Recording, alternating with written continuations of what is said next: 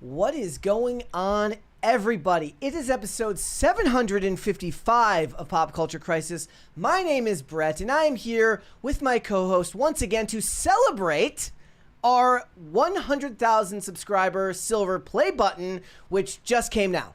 Literally 222,000 subscribers later, we finally have the silver play buttons.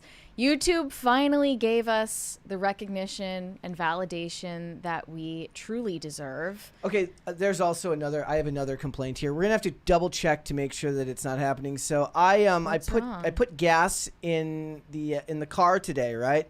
And I put a certain amount in. I think I put 25 in.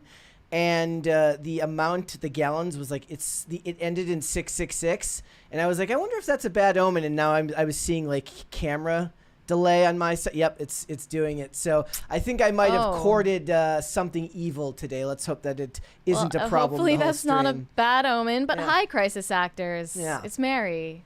Welcome back. Happy Friday. I think this is the perfect day to unbox the play buttons.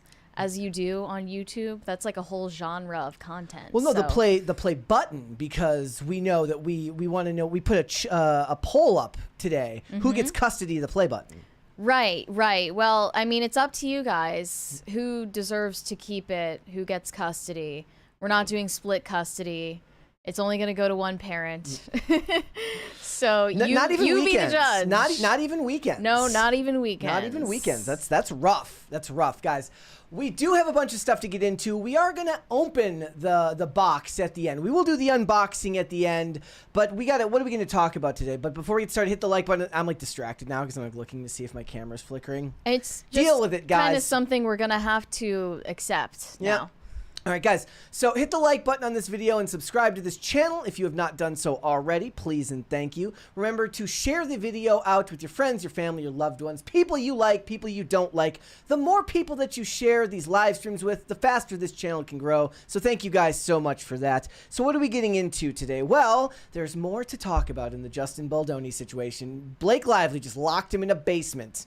I mean, that's actually not an exaggeration. Blake Lively allegedly did force Justin Baldoni into a basement, essentially giving him time out because he wasn't allowed to be around her during the premiere of their movie, It Ends With Us. It never ends for them. So we're going to talk about that. Also, Twitter wants you to know that they are helping to redefine masculinity with the help of Tom Holland in this old lip-syncing video that he did. They're saying that men, if you could be a little bit more effeminate, the women would probably like you more. So we're going to discuss whether we believe that that is true or not. I'm not sure if I do. 20 from DCNC. Hey kids, who's your favorite parent? Vote now. Yeah, basically. So we're sick in the head. Figure out who is the better parent here. So we're going to talk about that. Also, Cynthia Erivo is scaring the crap out of everybody, kind of like Brie Larson did when she said she wanted to be in Star Wars, by saying she wants to play Storm in the MCU. If you don't remember who Cynthia Erivo is, she is the lady from Wicked. Right, she played Elphaba, the Wicked Witch of the East. Yes. So I don't know anything about musical theater. There's also rumors that Ariana Grande is set to play Audrey Hepburn in a biopic, and she denies it still, but almost a little too strongly. The lady doth protest too much.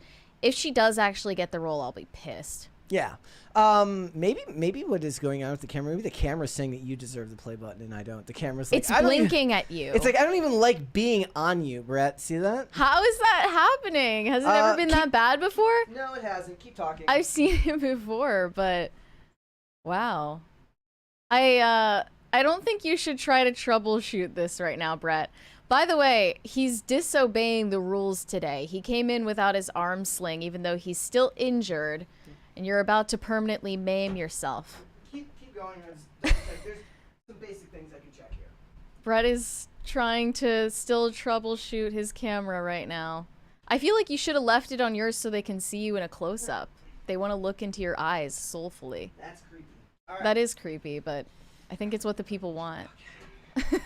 Nothing we can do about it. If it keeps happening, it keeps happening. None of the HDMI didn't I think we really just need to accept that it's demons. Yeah. It's actually demons. All right. They've infested the studio. Well, let's go ahead. Let's get started then. Yeah. Well, TikTok has reportedly been turning a blind eye to exploitation against minors on their platform, at least according to a lawsuit that was filed against them by the state of Utah. This actually was filed back in June, but more recently, all of these details have been unredacted, and TikTok tried to prevent that from happening for a while. The judge decided the public had a right to know these details. So TikTok has long been known for its video live streams encouraging sexual conduct and exploiting children, yet they turned a blind eye because it profited significantly from them, according to newly unsealed material in a lawsuit from Utah. And by the way, we're still on this countdown to when TikTok may or may not get banned in the US. Yeah. That is supposed to be deliberated by the Supreme Court today, but we still don't know what decision they're going to make, if they're going to hold off on the ban decision or if we're going to keep the deadline that Biden signed on. Mm-hmm. But that's just another, point that people have been making this whole time, is that, even if TikTok does get banned, there might be not just benefits in terms of users keeping their privacy, but also benefits in terms of the effect that it has on children using the platform. So they say that they prioritize safe live streaming and maintain that this has all been cherry-picked evidence by the Attorney General. The Utah State Attorney General says that the live streaming feature on TikTok created a, quote, virtual strip club by connecting victims to adult predators in real time. This is something I recognized from back when we were talking about the misuse of Twitch, the streaming platform Twitch, because they also have TOS saying that users have to be 13 and up. Regardless, there is still softcore pornographic content on that platform. But there were users even under 13 streaming. It's not like we would expect that to work. Yeah, of course. For that, it's the 13 plus thing has never actually stopped anyone. Right, yeah. But there were users under 13 live streaming on Twitch, and it turned out it's kind of is reminiscent of what we were talking about yesterday with child influencers on Instagram. Yeah. There were huge groups of creepy predators creating databases and Telegram group chats to commune with one another about who to victimize on the platform. So there was a whole investigation into that. Twitch was never held accountable. And it seems like they're trying to hold TikTok accountable for a similar situation. We have another 20 from That Stanza-tastic. Thank you. Why is chair not one of the options? How dare you try to push the star of this show, Chaircast, off the poll? Unbelievable, y'all. Have happy weekend. Yeah. Borax, so good. I'm okay with that. Borax, so good. We can let Chair have it. That was actually I asked medium. I asked if we should have a third option, and you said no. But maybe Chair would have been a good one. You said the third option should be Tim, and I was like, Tim has enough play buttons. That would have been to go around. He really does. He uses them as doorstops. He definitely doesn't need another play button. Yeah. In a probe uncovered in early 2022. It appeared that hundreds of thousands of 13 to 15-year-olds bypassed the TikTok live stream feature's minimum age restriction.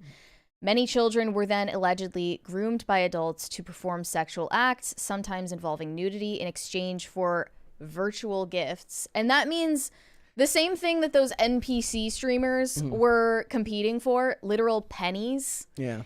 And that sounds like what he called it, a virtual strip club for children. Well, also they would have like in-app currency and stuff. Yeah. The complaint also said another probe in 2021 found criminals used live stream feature on TikTok to launder money, sell drugs, and fund terrorism, including by Islamic State. It's weird. Like I remember back, like in the day, in like an old episode of Person of Interest, they talked about how video game currency was being used by like Russian terrorists, and I was like, that seems far fetched, but obviously not. Yeah, no, not at all. We have another 20 from Jose Quintana. Happy Friday! Congratulations on the play button. I'm glad it happened in my lifetime. I can now die in peace, but not yet. Long live PCC. Long live the chair.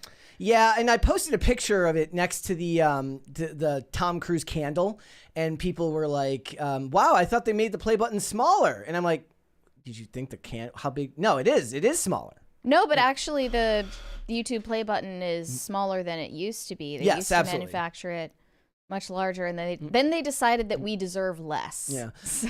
But look, if you watch what's going on today with Mark Zuckerberg's interview with Joe Rogan, and he's talking about the pressure the government was putting on them to make changes, if they wanted to make the changes, they could have. If TikTok wanted to make changes, they could have. Well, TikTok's lame excuse for preventing these details from getting unsealed to the public was they didn't want the lawsuit to provide a roadmap for predators on how to misuse their platform. It's like, have you ever seen the videos of people who show you how like to protect your room from getting broken into, which by enforce teaches you how to break into a room? Yes. Yeah. It's always at hotels. It's like how to keep your hotel room safe. They say a TikTok spokesperson commented, "This lawsuit ignores the number of proactive measures that TikTok has voluntarily implemented to support community safety and well-being. Instead, their complaint cherry picks misleading quotes and outdated documents, presenting them out of context, which distorts our commitment to the safety of our community." So they just had a very word salad, corporate friendly response. Can you think of anyone in these spaces where like the corporate speak isn't as intense as it is these days? Like nobody says anything when they release these statements. Like I'm trying to think of, so like Dana White is kind of better. Dana White just kind of says whatever he says. But whenever you get one of these messages on, you know, from some department at some big corporation, they don't actually say anything. Well, it seems like they're backtracking and trying to whitewash the tomb here, you know? Yeah. Like they don't want the public to know about these details because it makes them look bad, especially in the eyes of U.S. lawmakers who are going to decide a huge portion of their customer base. And now we have to talk about Kevin O'Leary from Shark Tank wanting to buy it. We're literally just going to call him Shark Tank Guy. That's what I saw several channels refer to him as, Shark Tank Guy. Shark Tank Guy, a.k.a. Kevin O'Leary, a.k.a. Mr. Wonderful. He calls himself Mr. Wonderful. I mean, he sounds like he should be a pro wrestler. Kevin O'Leary says that he is nearing a deal to buy TikTok's U.S. assets ahead of the national ban due for January 19th. But he needs Donald Trump's help to make the deal happen. Of course. Of course. Here was his announcement. "I'm excited to share I'm partnering with the Project Liberty to lead the people's bid for TikTok. This isn't just about buying TikTok's U.S. assets. It's about something much bigger, protecting the privacy of 170 million American users, empowering creators and small businesses, building a platform that prioritizes people over algorithms." Not even X does that. No, none of them do that. That's insane. Thank you. Thank you. They're eating the dogs. They're eating the We're just gonna run the show like button shot to shot. Sure? Yeah.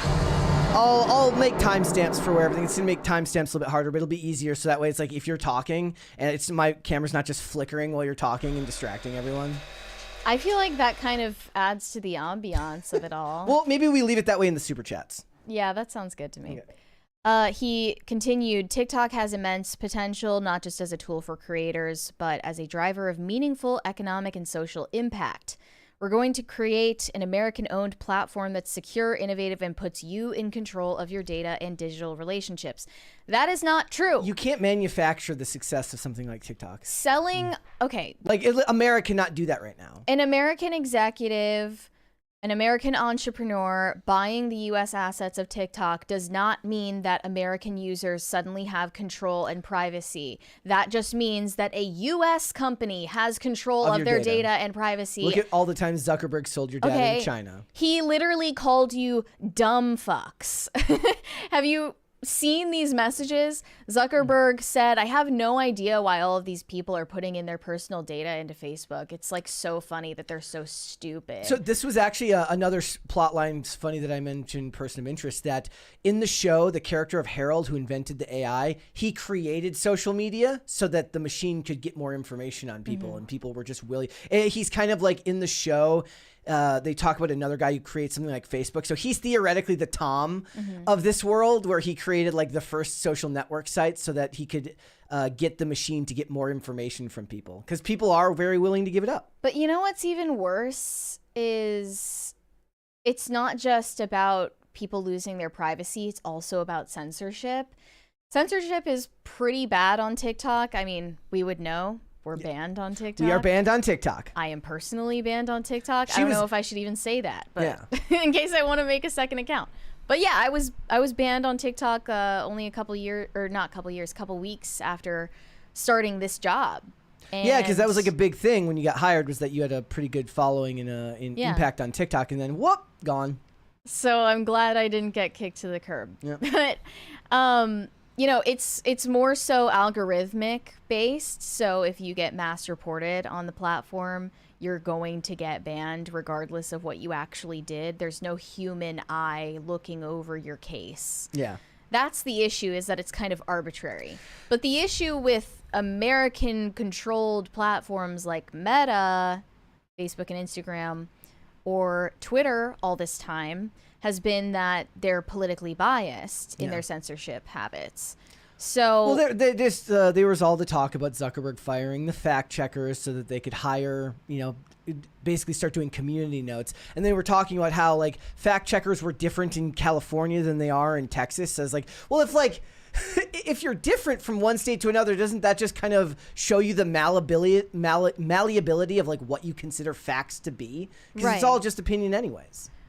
Right, but I just think that if TikTok becomes a U.S.-owned, U.S.-controlled company for its American users, that can only be bad for the American users. Yeah.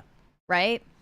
I feel like it's better that there is an adversarial nation controlling TikTok. How about because that means that conversations about American politics are less disturbed and disrupted. Well, what they used to say was that like when the people in China look at TikTok, they're getting showed a very different set of videos than what people in America are. Meaning that the algorithm is, I can't tell you how it's done per se. Like I'm just saying that was what the discussion was for a long time, which was that people in China were being shown videos about math, STEM, science, creation, like astrology or astronomy, and the sciences, whereas Americans are being shown dumb, vapid people dancing.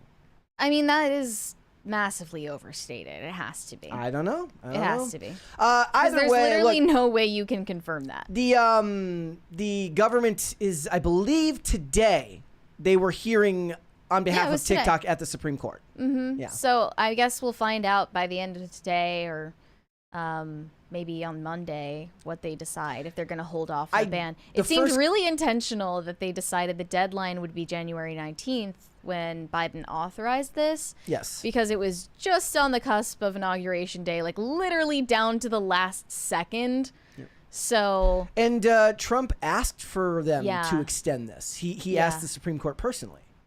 I don't know. Yeah. I don't know what's going to happen. We'll have to wait and see. But I don't think anybody doubts for a second that a platform like TikTok was looking to, exploit the people who are using it. That is for sure. Mm-hmm. All right. Let us move on then. Yes. I think we've all seen by now the horrific examples of Ozempic face on celebrities. But ordinary people who are on Ozempic are facing the same consequences of taking this drug, including a beauty influencer on TikTok named Kaya Odom. This girl is 22 years old, mind you, and she went from 155 to 125 pounds in 30 days. She lost 30 pounds in 30 days, which is absolutely insane and not something that could ever naturally occur to anyone. And somehow she was shocked that her face suddenly looked saggy and sunken in and lifeless. When we did a whole separate video on Ozempic face back when it was first coming out, and I think, what was it, Jessica Simpson had maybe the most overt. Right, well, there were several examples. Yeah. Scott Disick was one of them. Yes, his was the really bad one. Yeah, Scott Disick. Sharon Osbourne has one of the worst cases. Yeah, Jessica Simpson is another one. Others are Anne Hathaway, perhaps. Yeah. Other people said even Cynthia Erivo. So yeah, I mean, there have been plenty of celebrity examples of this so far, but they're finding new and innovative ways to run from the consequences of their own actions. As of course. Which is what Ozempic was in the first place, is you creating a new technology to run from the consequences of your own actions, meaning you can't stop overeating, so you have to start pumping yourself full of syringes to make yourself not hungry anymore. Do we want to show? All of these treatments come up with new problems that have new solutions they can sell you. Are we gonna show the video from this lady? Yeah, here she explains what she called a face BBL. This is the 2-minute and 57-second video, right? Mm-hmm. Here we go. In the fat to face transplant, you were like, what is that? So let me go a little more in detail for you. Also, I took my extensions out, and I mean, I have a filter on, but whatever. So I'm not all fake, okay? A lot of people in the comments were like, wow, that's a lot. Really not. I just talk a lot, so it seems like it's a lot. Fat to face transplant. It's a lot. So, like I said in my previous video, I lost a good bit of weight for my size, and I hold weight in my face whenever I gain weight. In my face, in my stomach, in my arms. Me too. It doesn't go to the good places. So I had a very, very chubby face. So whenever I lost all the weight, I lost all the weight in my face. I had really, really like hollowed out under like eye bags. I still have them, but they were like 10 times worse, you guys. I had hollow cheeks. I had no, it was like, yeah, it looked dead. So whenever I went in for my consultation for my rhinoplasty, he pointed out that my face was drooping because I didn't have any volume to hold it up. And I was like, I completely agree. That's what I've been thinking this whole time. You're speaking my mind. So one of the reasons why he's an amazing plastic surgeon, he just knows. like to add, so she's saying that this guy is an amazing plastic surgeon because he's able to point out the flaws that she's insecure about to come up with a solution. Is that the first thing they learn in plastic surgery school? What a great guy. We're going to take that fat and we're going to inject it into your face. I was like, wow. And then he asked me if I had lip filler. And I was like, previously I have gotten lip filler done, but kind of went away, So he's like, we can add some to that too. I also had protruding eyebrows. So I had like a dent right here. It's still kind of there, but it was worse. It was like my eyebrows were sticking out. Like they were 3D. There's something, as you said earlier today, there's just something weirdly sad about the whole thing. I think it was the nonchalant, meek way in which she's delivering the lines.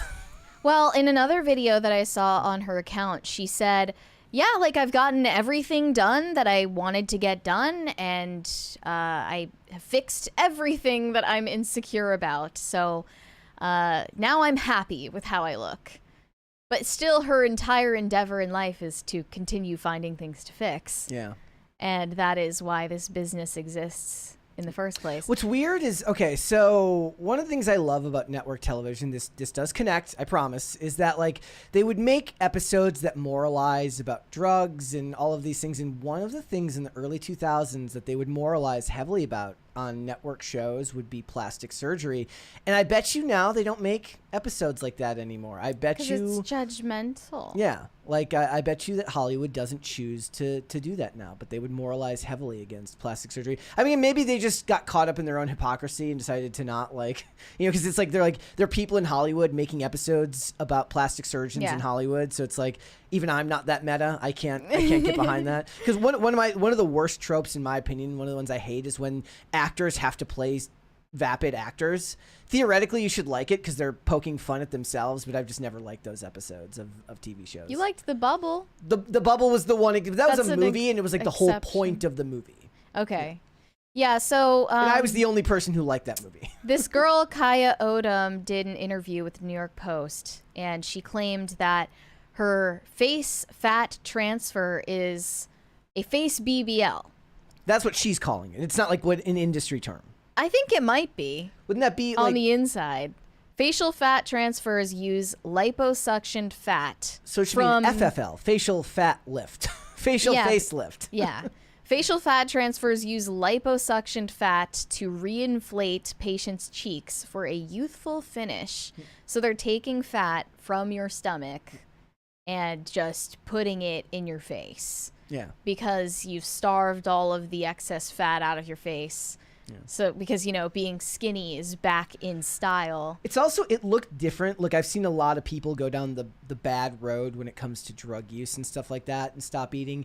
And they both look bad, but there was actually something distinct about the Ozempic face than there was something you hadn't seen before. Yeah, there was something very different to it. Have you ever seen those like before and afters? It's like before and after heroin, before and after cocaine, before and after methamphetamine and stuff like that. Now they're gonna have to do a before and after Ozempic face, and I bet you it would look at least slightly different than say the before and after methamphetamine thing, which is a real thing. Your face hollows out. There's no nutrition in your body. Your bones start to demineralize, and your face just becomes gaunt and hollow. But there was just something different about it for the ones that were on Ozempic. Is it just the aged look? It might be how fast it happens. Yeah. Like honestly, it might be the fact that it's happening as fast as it was. 30 days. Like if we're talking serious drug use, that's usually an ongoing thing where it gets worse and worse and worse over time. Certainly some people just take to it right away and fall down an evil rabbit hole that they never get back out of.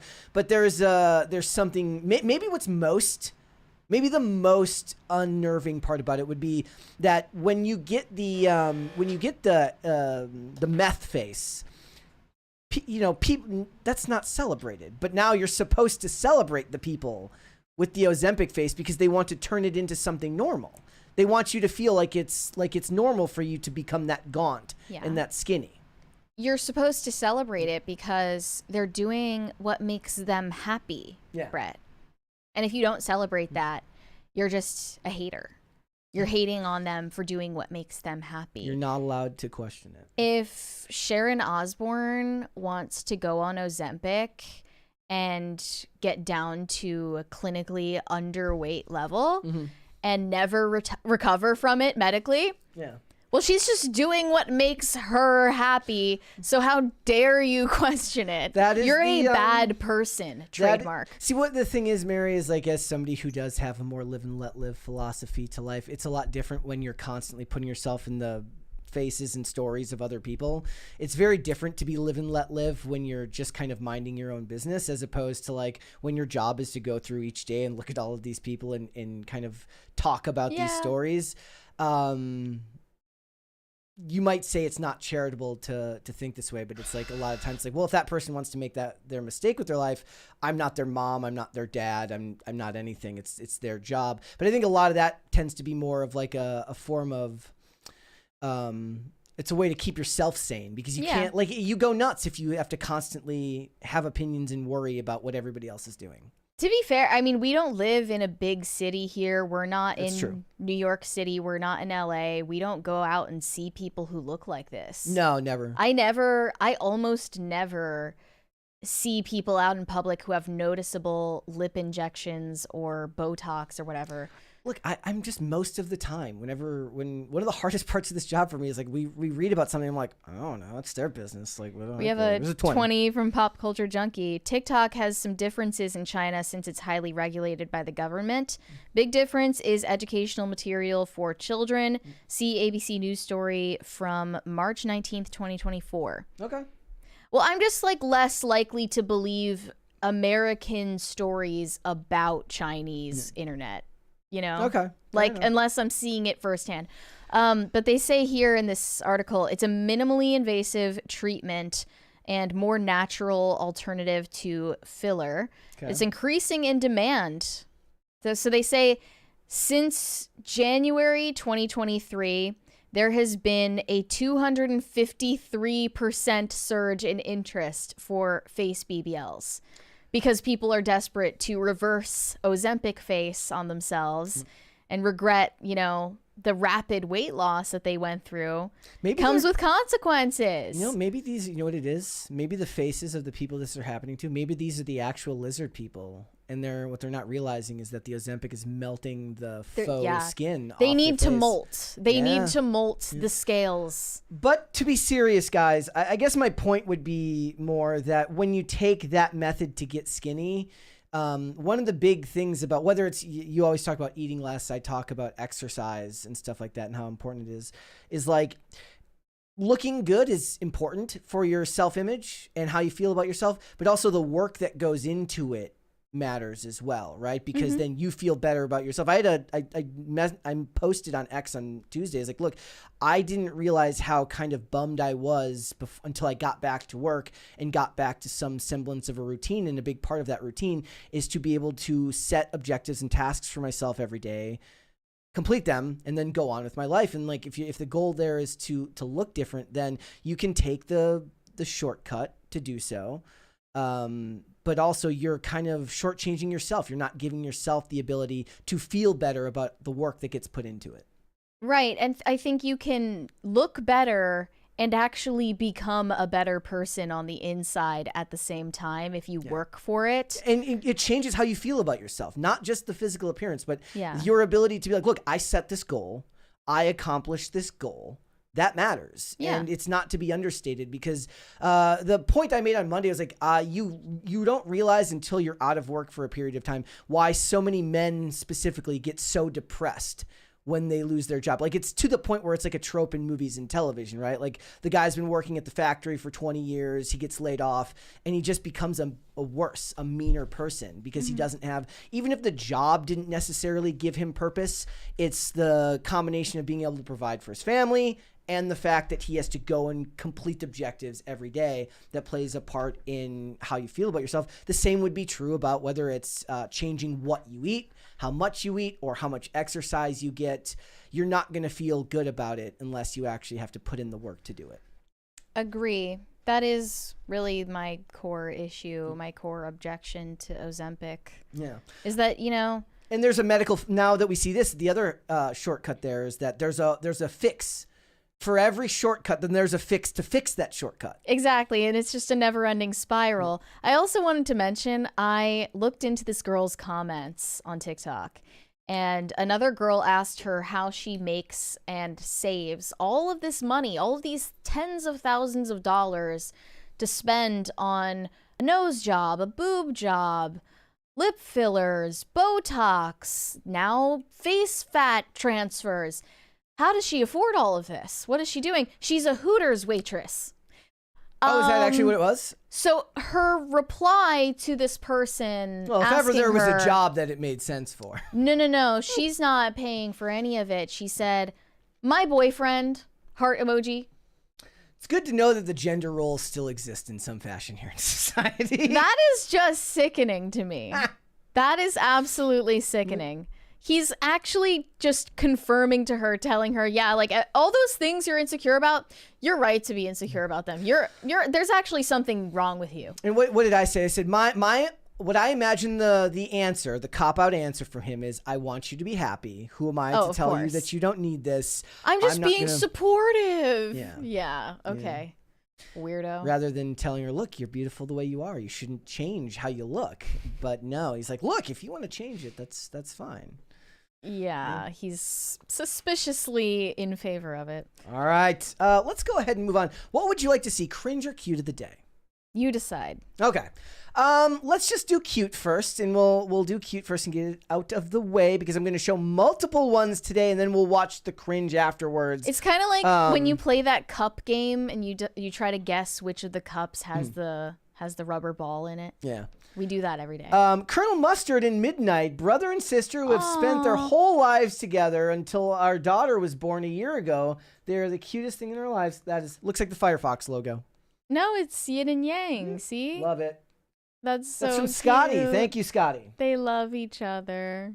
Whoa, Aww. that's a fierce one. They have vastly different personalities, as we I can tell. know. It's so orange cat, black cat energy. Let's do one more. Guys, remember, I don't know if I mentioned it yesterday, but some people did submit them. Make sure you include the hashtag PCCPets when you tag it, not just Q to the Day, because Q to the Day goes to all sorts of other things on X, but tag me and the show in there on X. It's at Brett Dasovic, and with the hashtag PCCPets, and we will get it above on the show. But let's do one more. General MacArthur's cigar. Keats preparing for his trip to Springfield, Ohio. Oh no. Get him off that plate immediately. When we were in Michigan visiting Olivia's family, everybody hates Ohio. What? Everybody there just freaking hates Ohio. Why though? They had a myriad of reasons, mainly that it's flat and nothing is going on there and that it's awful, but everybody there just hates Ohio. I was like, I don't have any type of like you mention Ohio and they just start like grumbling under their breath. Like I was like, I don't have that animus towards any state that's by us in Minnesota. Like, I don't think I have that animus toward any state at all. That's what I'm saying. Like I didn't feel like you. I mean, Minnesotans will feel that way about Wisconsin people in relation to football, but that's sports. Okay, is different. Which state is your least favorite for non-political reasons? I don't have one. I've never thought about that. This is a personality difference, perhaps. It's literally something I've never considered for a day in my life. I feel like mine is like either Nevada or Louisiana. Why? Because Nevada seems like unlivably dry and hot. Okay. And there's kind of an air of debauchery, of course. But also, Louisiana just seems too wet. Okay. And I don't like the Cajun accent at all. Okay. It's actually the worst American accent that exists. Sorry to anyone in the chat if you feel offended and you have a Cajun accent, but I can't stand those. In the chat, the Gnostic Alien says, we hate Michigan too. So they hate each other. That's fine. Damn, the feeling's mutual. All right. Let's do a cringe of the day now, guys. This says, when your health teacher has skibbity riz. Speaking of Ohio, actually. Yeah. Some brain rot. Are you ready? Oh, all right. Wait. For this chapter 15 test, if you get a 60 or lower, you sold your dog water. That classifies as you are Ohio Beta. 61 to a 79. Mid. You are slightly cooking. You did not slay anything. Once you get to 80 to 89, you are in the Skibbity Riz category. You are cooking, but there are some crumbs you left behind. Once you get to 90 or above, you have huge aura. Very demure. You are... Say demure? Yeah. Sigma. But there is only one. The alpha. 100. If you can get the 100, you are the alpha of the class. Now we are trying to get mid to skibbity and above. No selling today. No selling. Okay? Rest Alright. Rest in peace, John Pork. All right. Let's go ahead and Poor get guy. started He's then, just, like, shall we? trying to Guys, be just cool. like, you know what it is though? It's their version of how everything has to be ironic. Like it's their way of turning hello there fellow kids into a real thing. The kids or the teacher? The meme, hello there fellow. Yeah. Yeah. It's that, except for they want to make it actually cool. He's trying his best. I respect it. Let's get started. All right. Justin Baldoni was suspiciously absent from a whole lot of the photos at the premiere of his own movie that he directed. It Ends With Us. You know, the movie is called It Ends With Us, and seemingly this drama just never ends, and the details keep pouring out all over the headlines. The It Ends With Us premiere was held at New York City's AMC Lincoln Square Theater on August 6th, 2024. Little did we know at the time that Blake Lively allegedly forced Justin Baldoni, the director, and his dream team to You just know there's a group chat named Dream his Team dream too. team into timeout in a basement of the theater the entire time Very that she was scream on queens. the carpet. The purpose of which she wanted Justin Baldoni as far away from her as possible. So for the entire time that Blake Lively was taking photos and doing interviews on the red carpet, Justin Baldoni was forbidden from entering the room. The movie he directed. To celebrate the release of the movie that he directed. And regardless of how stupid I think the movie was, and how stupid I think Justin Baldoni is, and how stupid I think Colleen Hoover's book that it's based on is, that is clearly unfair. Yes. And he should not have stood for that at the time. I'm sure that he felt he had no choice but to obey her demands. And at that point, he even admits that him and his team were just laughing about the absurdity of it all. Yeah. I could see it being one of those things where they're all down there, the door closes, there's kind of an echo in the room, and there's like a 3-second pause where they hear just the blades of a fan whirring, and they all just start laughing at how insane it is. They're like, please, help, help. And the photographers kind of hear him screaming in the distance, and they're like, okay. Should we play this clip? Yeah, well, I want to tell you first that I don't know where this voice note came from or how Megyn Kelly got her hands on it. It's real journalism. Megyn Kelly hasn't explained how she received this voice note from Justin Baldoni. Neither has Justin Baldoni's lawyer, Brian Friedman, but his lawyer was doing an interview on her show the other day, and she unveiled this never-before-heard voice note where he's talking about this experience of being locked in a basement by Blake Lively, the Hollywood mean girl. All right, here we go. Speaking to what he called his dream team, lamenting the fact that he was put in the basement on the premiere of his own movie, he says, per Blake's demands. Could have been one of the most beautiful nights of my life career-wise. I literally was sent to the basement. I'm trying to, so were people calling his voice into question? Because remember, Olivia made me watch all of Jane the Virgin, so I've heard this dude's voice extensively. I guess it sounds like him. I think it all does. My friends and family for over an hour. I wasn't allowed to be seen. She didn't want me anywhere near her or the rest of the cast. We start laughing because of the ridiculousness of this whole thing. And I realized, like, on a night that was supposed to be so materialistically joyful, I was in the basement with the people that I love the most, and we were all joyful and laughing. Because none of that shit matters. We're in this business because we're artists. Cope. And we believe in what we do. And I believe that will follow each of us, and that truth will prevail, and that light and love will win. We have here exclusively So, Justin Baldoni. Okay. After Megyn Kelly revealed that voice note to her audience, Variety reached out to Blake Lively's representatives for comment, and they just directed Variety to their earlier statement from her legal team stating Lively's serious claims of sexual harassment and retaliation against Baldoni are backed by concrete facts. And we haven't seen any of those yet. Yeah. What I failed to mention when we first covered this is a detail I actually hadn't come across yet. Blake Lively actually filed a civil complaint against Justin Baldoni before a lawsuit ever came forward. She filed this complaint in a way that would keep all of the details private. And then, as far as I can tell, Blake Lively and her team were the ones who gave the entire thing to New York Times. Yeah.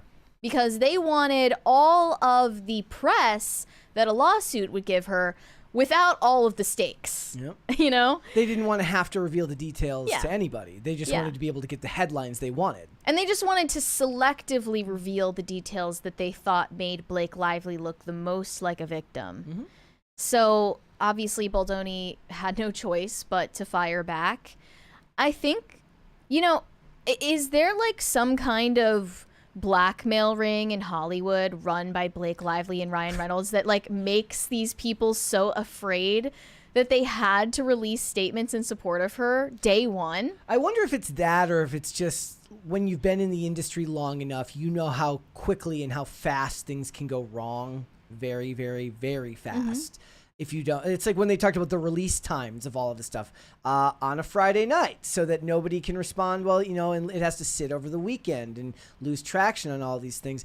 I think the saddest part out of most of these stories is like people will still read this stuff and then it always comes back to what it means for either the battles between the genders, and these people live in such an absurdly different reality from us. I mean, it sounds like he lives in an absurdly different reality even from her. Right? Like the dude who's a blue collar actor who probably spent a lot of the money he has to buy the rights to this book because he's a male feminist and he believes in telling the story is very different from the very, very successful wife of a billionaire who is perhaps one of the most powerful producers in all of Hollywood. Right. Right? Like they live such different lives.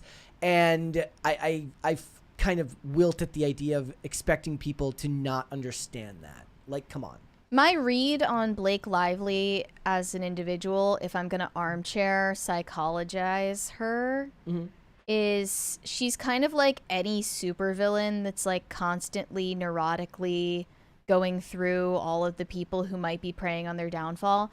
The funny thing about this whole situation is that she filed her complaint in December against Baldoni because she just naively assumed that he orchestrated all of the online hate against her during the summer. She did. Yeah, she thought... Maybe somebody with that personality who would do something like that would then automatically assume that another person... It's projection, right? She's like, oh, there's no way that people online organically hate me. Yeah. It must be orchestrated. It must That's a complex. It must be him.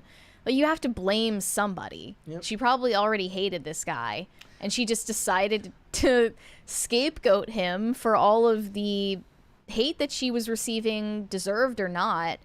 She's had some bitchy interviews. Big deal. Everyone was going to forget about it within 2 seconds. Yep. And then she had to revive all of this. Yep. And now people are never going to forget. I'm not seeing anyone on her side in the court of public opinion now. A far bigger deal now than it was when it was just, look at, she called this lady fat. All because like she had to point the finger at somebody. Yeah. Instead of just letting it die down on its own. And it already had.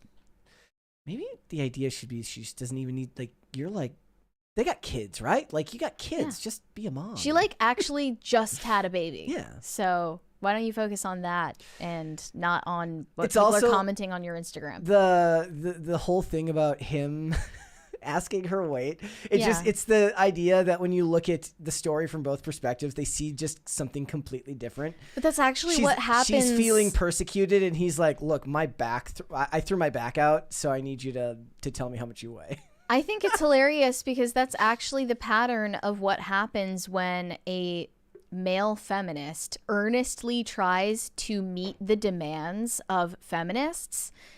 He's doing what they're asking. Yeah, and they're treat me like an equal. Yeah. Don't treat me like I'm this delicate flower that needs to be catered to emotionally at all times.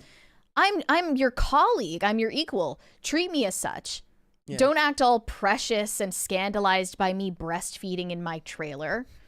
Okay, but when he actually takes her at her word because he is a true believer male feminist. Yeah. She's used to it backfired on him. She's used to them faking it. Yeah, never do that. Never go full male feminist. I mean, I don't know. Does she have a history of feminist statements? I don't know. Oh, she's the kind that pays lip service, of course. But I believe Justin Baldoni is like wholeheartedly a true believer feminist. Yeah. And that's why it came back to haunt him at the end. It's also why I just didn't trust anything he had to say from the very beginning, because the best rule you can follow, especially in Hollywood, maybe even more than anywhere else, is to never trust a male feminist, even though it seems like he's getting the short end of the stick. And that implies that he shouldn't even trust himself. So yeah. All right. Keep that in mind. DCNC said, melt that thing down and mint some PCC coins. Sell them as merch. You ain't going to need the silver. It is the gold is right around the corner. How do you feel about people who are flippant about the play button? Like somebody mentioned, I think in the chat earlier about the guy who, I remember the video of the guy who shot them. He was like a gun tuber and he shot them with the rifle. Did it actually work? Yeah. There were actual like bullet holes in it? Yeah, of course. Go straight through it. Oh. Like, I don't see any reason to be flippant about it. It was an actual accomplishment. It's very millennial coded to be like, I did a thing. So we did a thing. Yeah, you bought a house in this market. You should not be saying I did a thing. You should be celebrating and jumping for joy. Being honest and being like excited isn't scary. You should just do it. Like, a lot of people feel like if they're too earnest and they're too honest these days about joy, other than nostalgia, that's the only time you're allowed to be truly joyful. Any other time you try to be real, you get made fun of and called naive. So, you can't just say, hey, we saved our money. We worked really hard. We bought a house. You have to say, we did a thing. I was thinking we could get one of the fake ones and then do the hot knife challenge. I do like that idea. Cut it in half. I do like that idea. Maybe that's going to happen. But yeah, the gold play button, it's right around the corner. And PCC gets to 1 million in 2025. I think it's possible. And if people are looking for an update in the poll, Mary is currently winning. We asked who is going to get custody of the play button. And right now, Mary is winning with 51%. How is it so close? That's weird. Very close. I don't like the suspense right Kellen's now. in the chat being different here with his rant. She says he got kicked off the pod for wrong thing. That's what it was. Like, he said something stupid yesterday. I just sent him a Slack message and I was like, see yourself out, bro. We're not going to make this embarrassing for you, but leave. Miss me with that nonsense. DCNC said you better be unboxing this shit live on air. No peeking. We will be. Yeah, that was my idea. I was like, we have to do the unboxing. Like, people love that. Originally, I was going to save it and make it a surprise and give it to you, like, on air without telling you, but then... I wanted a warning. Yep. This is a momentous occasion, and I promise that I have not peeked at it beforehand. All right. Let's do one more. DCNC said, hey, kids. Oh, no, I already read that one. Pat the Plumber said, your arm is going to end up like your pinky, Brett. That's not true. I can make a fist again, finally. So we're good. We're good. Okay, but you should be wearing the thing. I should. I should be wearing it. So I'll worry about it later. All right, let us move on then. Ever since Tom Holland and Zendaya's engagement went public, people have been talking about and speculating about what makes this couple click so well. And they concluded that it must be how effeminate Tom Holland is. It just must be that. That's the key to any healthy relationship, is a man who is non-toxically masculine. All of these feminists have been celebrating and praising Tom Holland for his ability to reject toxic masculinity and embrace being silly and goofy and wearing wigs and lipstick and high heels. Specifically in this appearance on Lip Sync Battle from back in 2017. Zendaya was actually there to witness it in person. They weren't together yet, right? They weren't together till 2021. No, they weren't together until 2021. Not at least publicly. They were still just co-stars at the time. So he performed Umbrella by Rihanna in drag, like actual PVC, like bondage gear and red lipstick and high heels in this whole dance routine for a TV show. And this was considered the moment that Zendaya fell in love with him. Let's watch this here. Oh, before we do, we have another 20 from Raymond Mendoza.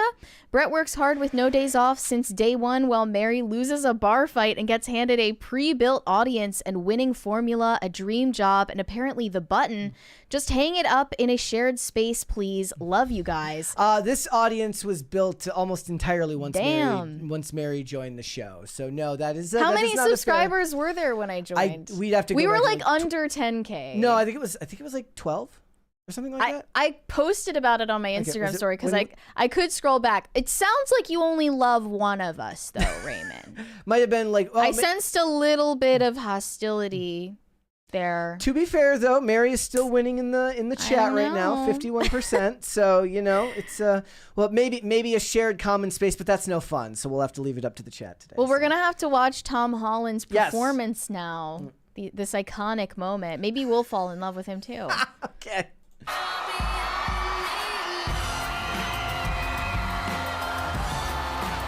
I don't know which one we're going to get copyrighted for faster, the song or the... The show. Yeah. So there he is, nailing the choreo. They get the idea. Yeah. Okay. So that's what it is. That's so. You according see Zendaya standing on the side of the stage, just laughing at him. According to X, if you're lonely and you haven't been able to find yourself a lady, what you should go do is get a rain machine, some stage background dancers, a skirt, and go do a choreography dance routine to a Rihanna song. I guess the idea is like you just go find a random woman at the mall that you like, and then you just set this all up and you do this in front of her. Sure to be a hit. Sure to be a hit. Fellas, what do you think? Is this how you meet the lady of your dreams? Open the video again and go to Zendaya's face when she's like, they pan to her on the side of the stage reacting to all of this. Yeah, hold on, I think this is an important detail. Hold on, she's they pan to her at one point. Hold on. Here we go. Go to like 37 seconds in is Not when this they one? go to her next. Okay, so this one first. She looks more surprised, if you ask me. Okay, and then 37 seconds is when the really bad one. Like is that the face of a girl who's falling in love, or is that the face of a girl who's hiding disgust? Look, I don't think she's hiding disgust. They're art nerds, okay? They're art nerds. They probably love this stuff. Yeah. Like, that's the other problem with what they're saying here is like, this is a very specific demographic of person with a very specific demographic of interests that appeal to them. If you go to most women, I would bet that this is not something that would appeal to them. Now, if that is the straw man of this argument, which I assume that it's supposed to be, and the steel man of this argument is like somebody who can be silly around their significant other and doesn't take themselves too seriously. Of course, that's not what they're saying here, but I'm trying to give them the most charitable version of that argument as I can. That's already what happens when men fall in love, right? They already... Yeah, I don't think they need to get in high heels and lipstick to prove it. No. You know, that's not really... You're also doing this on television, so I wouldn't call that really like intimate. Somebody's like, well, I would do it, but I don't have a smoke machine and a sound system to do this. And a backup dancer. And getting the backup dancers just costs a lot of money. I don't have. We have a couple of takes to read here from Twitter. One said, girls don't want hyper-masculine boyfriends. Girls want guys who are unafraid to be silly and vulnerable and secure enough in their masculinity to do this. Those don't preclude themselves. You can be masculine and still open up in a unique way to somebody that you're with. I'm pretty sure you can be silly, vulnerable, and all of those things without getting into drag makeup. Believe it or not, like, you can fix things around the house and be silly sometimes. Yeah. It can be done. Here was another take. Alpha bros have podcasts where they coach other men to be hyper masculine, controlling red flag a-holes. Meanwhile, every woman I know is completely horny for this 40-second clip of Tom Holland in drag shaking his little ass to a feminist anthem. You really got them. You really got those red pillars. Women really do love to give bad advice. They do. And then there was this other clip going around of Zendaya and Tom Holland queening out together. I kid you not. This is what they called it. They were having a kiki. They were queening out together in this GIF posted on Twitter. Do you have it? It's also funny because they were reading heavily into this one as well. So here it is. This is what they mean by queening out. For context. Yeah. It's literally two people having an animated discussion. They're doing this. They're moving their hands around. He went like this. He literally went like this. He's copying her. He looked like some like tech bro giving a speech where you do the thing where you do this and then you put your fingers together like this. He's like imitating her to mock her, like, you know, to be funny. Yes. You know, and that's like the joke that they're doing with each other in that moment. But here was the take in response. Most men are too afraid to queen out with their girlfriends, and that's why there's a male loneliness epidemic. Another person replied, some men are embarrassed when they're silly and whimsical with their GFs. What's the point of being in a relationship? Be goofy with your partners. Life is too short. And you were talking about that you were saying there are people who make TikToks of their boyfriends or husbands. This has been a trend. Doing things that they're silly around their significant other with, and then it gets posted, which is odd because kind of like how the critique of women who dress too revealing is that you should save that for your partner because he can cherish it in a way that others cannot. Being silly with a partner is a unique way in which you make yourself vulnerable with them, which allows you to bond at a deeper level. And by sharing it out to the public, you're actually cheapening all that goes into the give and take between the two of you. Yeah, the trend was basically a bunch of women waiting for their men to let their guard down so that they can get social media clout. And then they start, calling her like sweetie pie princess, all of that stuff, cuddling and all of those things. And then she's like recording it surreptitiously over here. Yeah. And then he sees the camera in the corner of the room and freaks out. He's like, what the fuck? Don't post that. And then they post it because they're aiming to be disrespectful. Yeah, that's awful. And that's kind of why you're not finding men who are open and vulnerable, because you're mocking them to millions of people. But I wanted to also read Tom Holland's personal comment on this appearance that he did on the lip sync battle.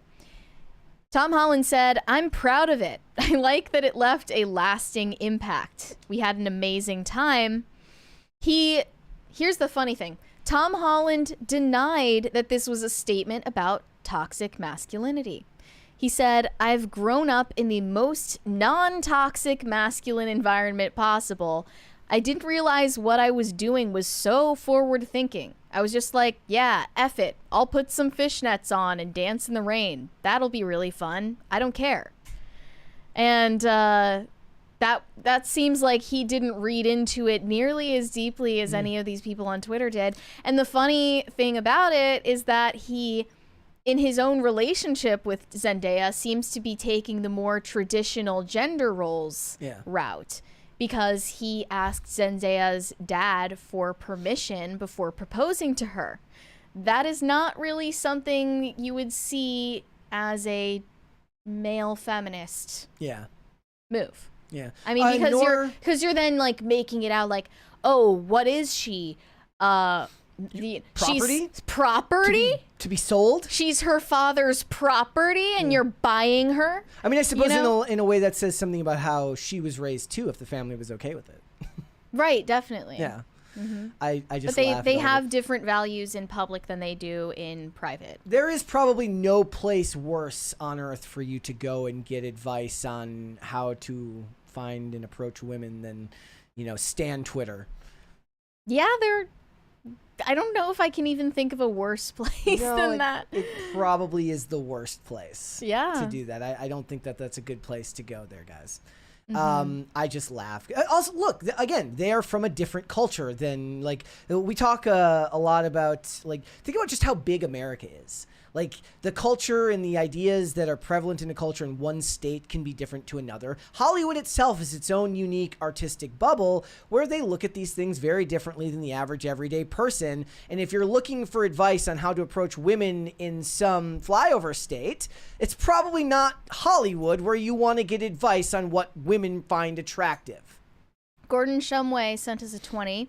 Just like everything else, when she is attracted to the guy, dressing in drag is silly and whimsical. When he's ugly and she's not attracted to the guy, dressing in drag is creepy, and the ick is an understatement. I think you should count in the fact that you dressing in drag will have something to do with women's attraction to you on some level. Yeah. Like, things that you do actually have an effect on the way that people perceive you. Correct. Including the opposite sex. So, like, don't do that. As soon as it was done, he went and changed his oil in his car in front of her and a car tire just to make sure. Yeah, so he's like, look, don't worry, okay?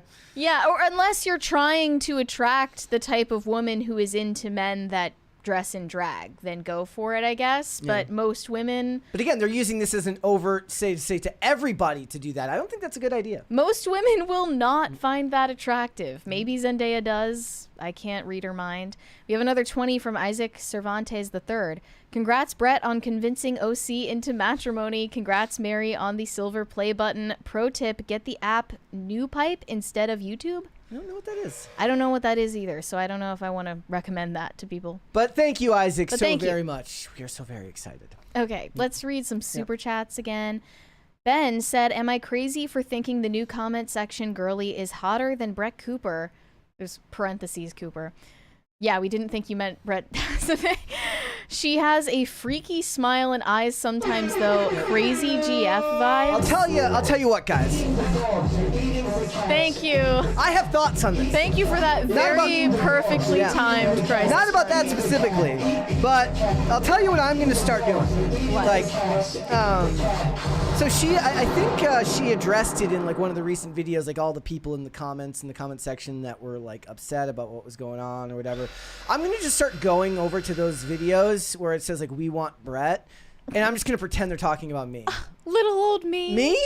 Me? Well, I mean, I'll cover up the insist. screen to see what video they're actually looking at, and I'll just imagine it's a PCC video. I'm like, oh my god, they love me. I mean, they really love me. If you insist, I must come back. Yeah. I mean, come on. Like, who am I to deny the audience? They have to give the people what they want, and what they want is Brett. Me. Okay. Dasovic. Well, we don't need to say that last part because I didn't read that in any of the comments, but we'll just assume that Brett it's implied, okay? With Brett, there's 2 T's is me. It was just Dasovic in white ink. Yes. Okay? Pop Culture Junkie said, I'm wearing a party hat and I have a noisemaker. Congrats on your button. You will reach 500K faster than you think. Let us hope. We definitely reached 300K faster than we thought. I didn't think that we were necessarily going to get there over New Year's. And then by the time we were back, we're already... Here we are. We're like almost a quarter of the way to 400K. So I believe it. Let's do one more. Weary Traveler said, congrats on finally getting the play button. Did either of you see Nosferatu over the Christmas break? I was so busy with the holidays. The only movie that I watched that was new over the holiday break was Carry On with Taron Egerton.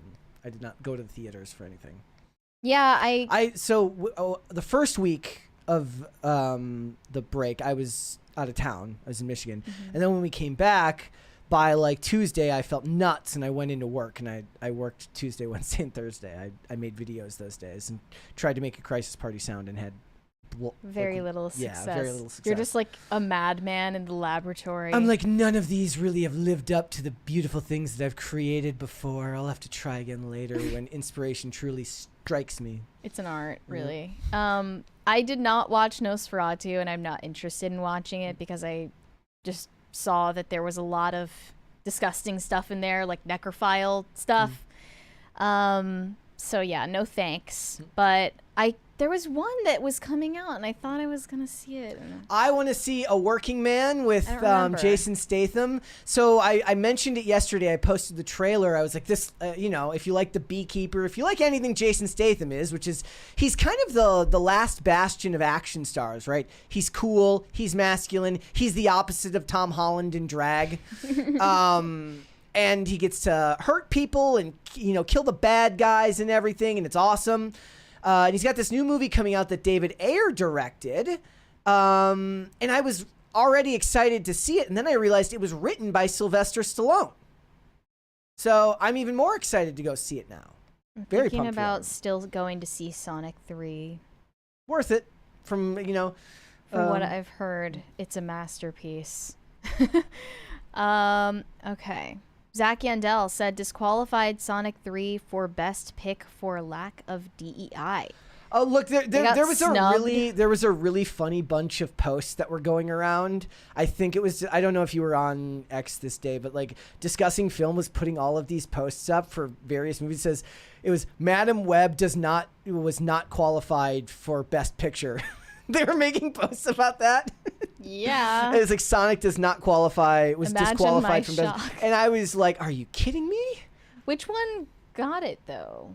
Well, I know it's for. Oh no, at the Golden Globes, it was something. People were mad that it wasn't Wicked. This is for the Oscars, though. It was pre voting. So. It's about to get so racial so quickly. Yeah. With that whole conversation. Red Snow. Wait, what do you mean? I'm so confused. What do you mean? Well, like people like Michelle Yeoh are like whining about how there hasn't been like an Asian Best Actress or whatever. I mean, I'm sure that's not true. But, in however many years, something like that, just so that she can angle for her own award. They love that. It always happens Let's like hold that. off on the rest and we'll come back after. All right. Well, now that the Wicked press tour is winding down and we're getting ready for Wicked Part 2 to come out this year, Cynthia Erivo and Ariana Grande, the co-stars, are looking forward to their next opportunities, and no one is interested. No one wants to see either of these women in any more movies.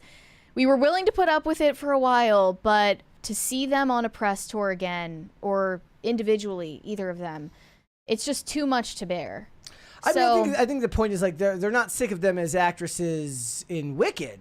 They love them in Wicked. People seem to love them in Wicked. But them as people is really the problem. I'm actually just the funnier part is to imagine what those unique press screenings would be like for those movies. Yeah. You know? And I can only imagine just how entitled and annoying Cynthia Erivo would become if she got a role in the MCU. She wants to play Storm. Yeah. In this interview that we're about to show you, she revealed her dream role is Storm in the MCU. Before we watch it, this is one of the most annoying trends in Hollywood. So I've always said this, I don't care if an actor read comic books growing up. That does not matter to me. What I would rather hear is that once they get the role, they dig deep into the lore and they learn about it, right? Because that feels more honest to me than being like, oh, I watched the cartoons growing up. Right. So I love this character. But what a lot of actors do is they get asked, like, who would you like to play?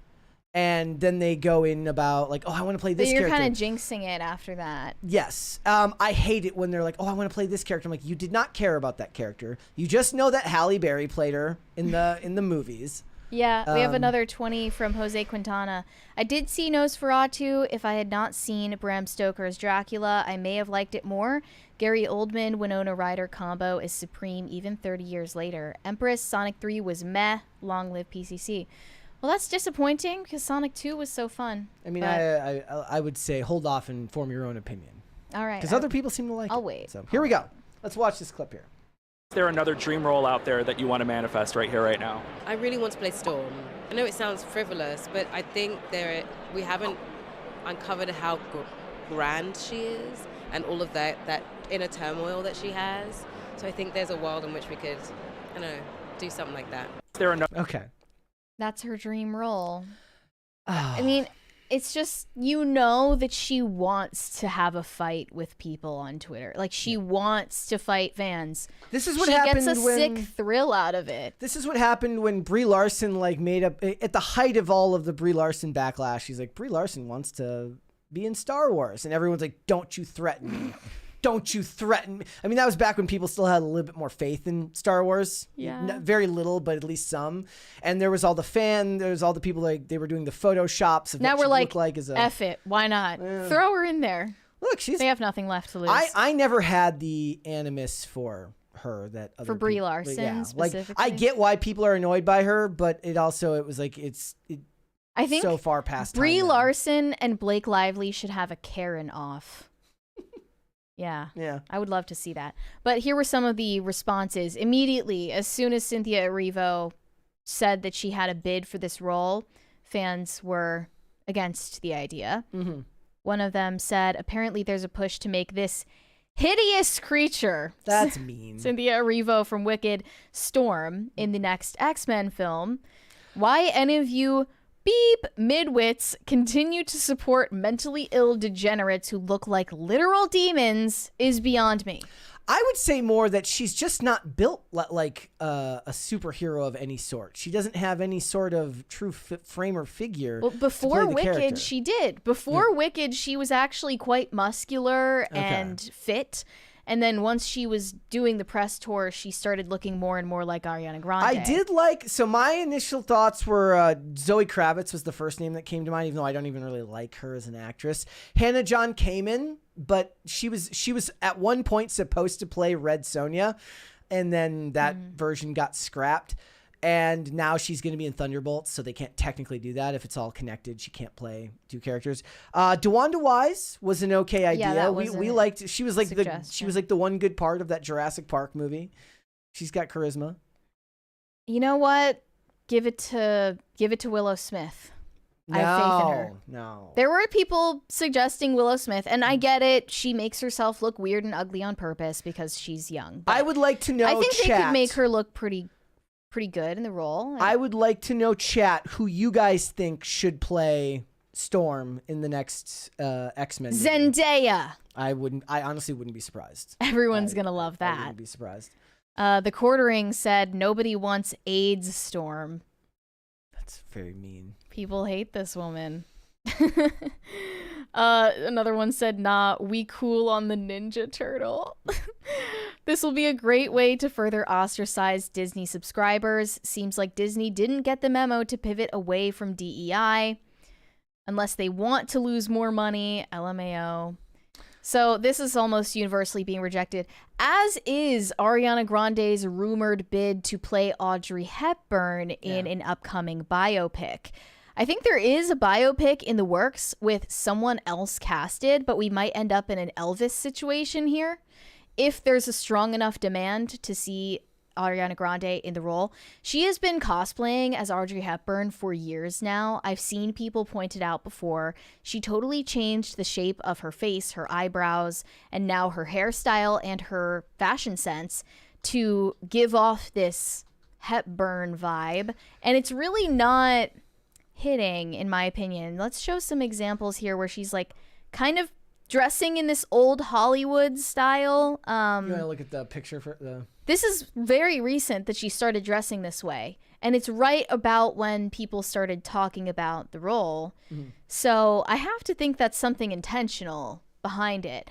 But as soon as people mentioned it to her on these red carpets and asked her if that was something she had in the works for the upcoming 2 years, she's like denying it emphatically, almost too strongly, where she's like, "You're crazy. Why would you think that? That's crazy." Like, why can't she be like, "Oh, maybe, I don't know. I just like." And what then it she like does this like, "How could you think that? That's crazy."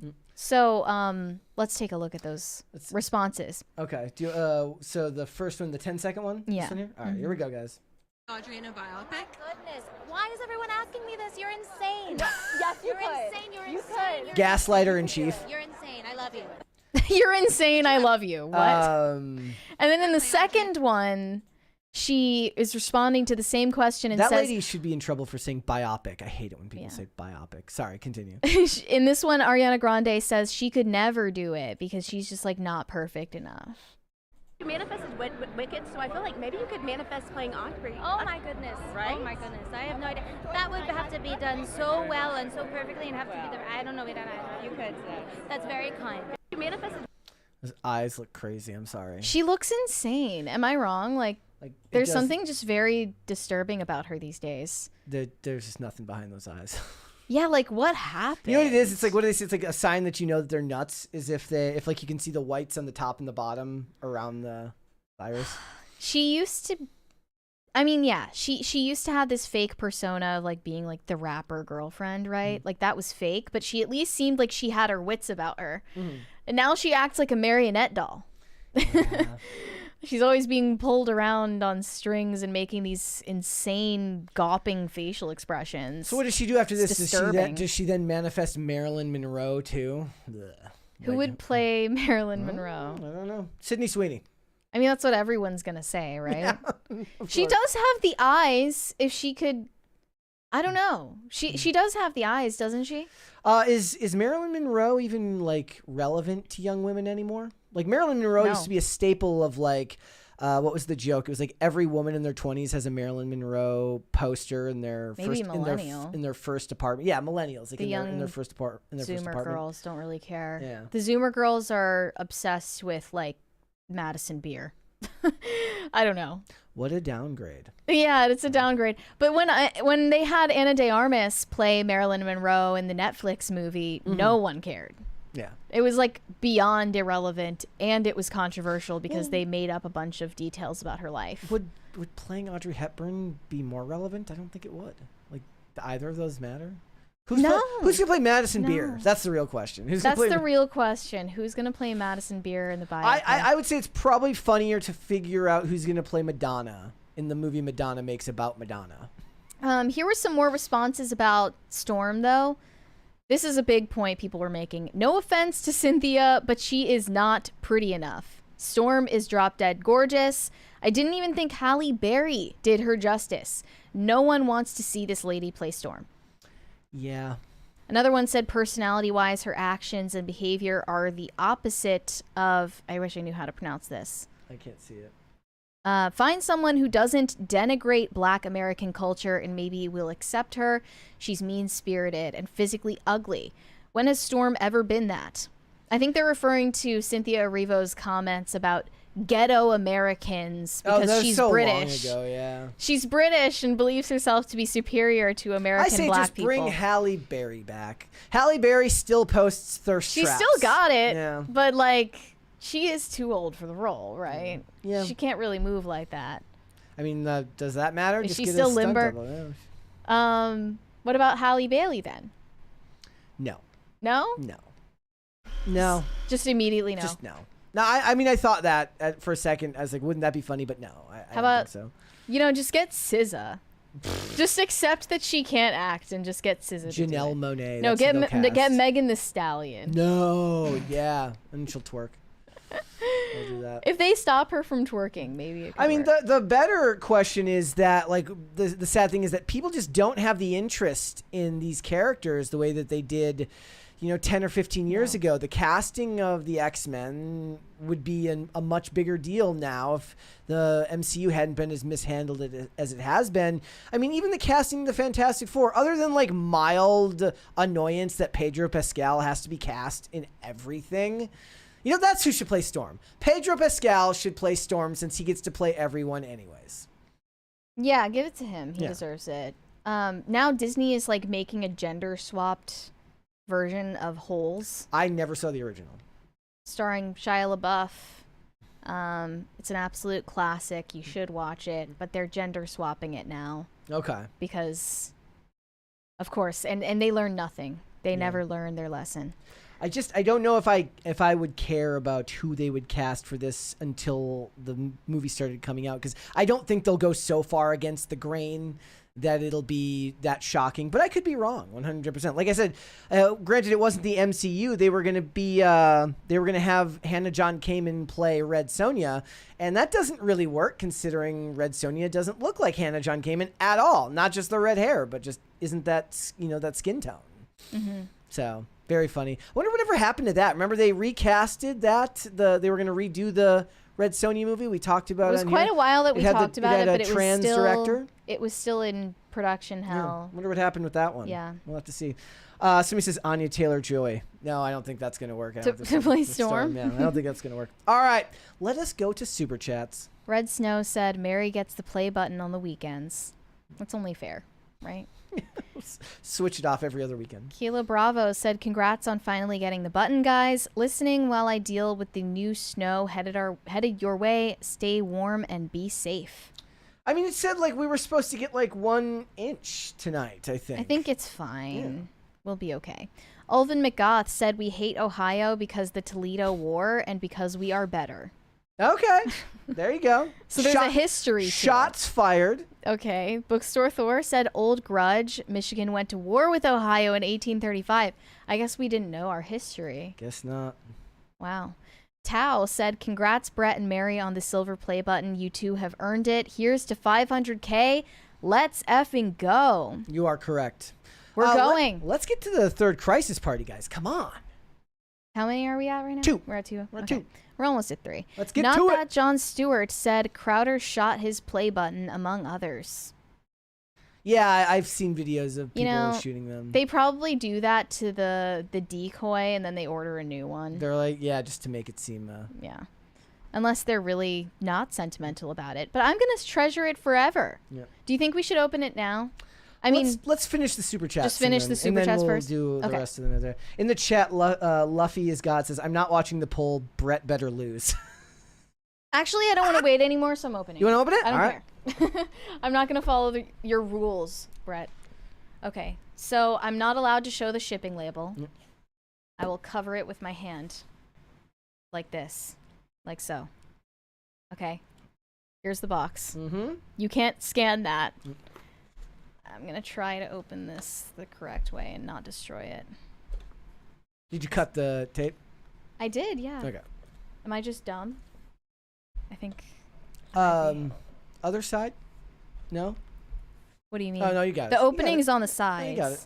But I don't want to destroy it. Okay. Here's the big reveal.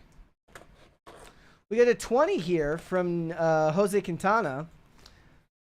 We got Natalie Emmanuel. She was in Game of Thrones and has an upcoming film where she plays an assassin. She's obviously beautiful and was also in Fast 7. Yes, I remember who you're talking about. Okay. Here it is. Still uncovered. Got it? Watch me just drop and destroy it.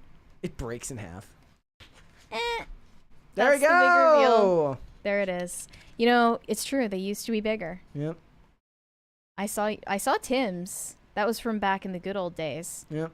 But I don't care. I'm still going to frame it anyway. They used to actually be just the play button. There was no plaque. Yeah. It was just a framed play button.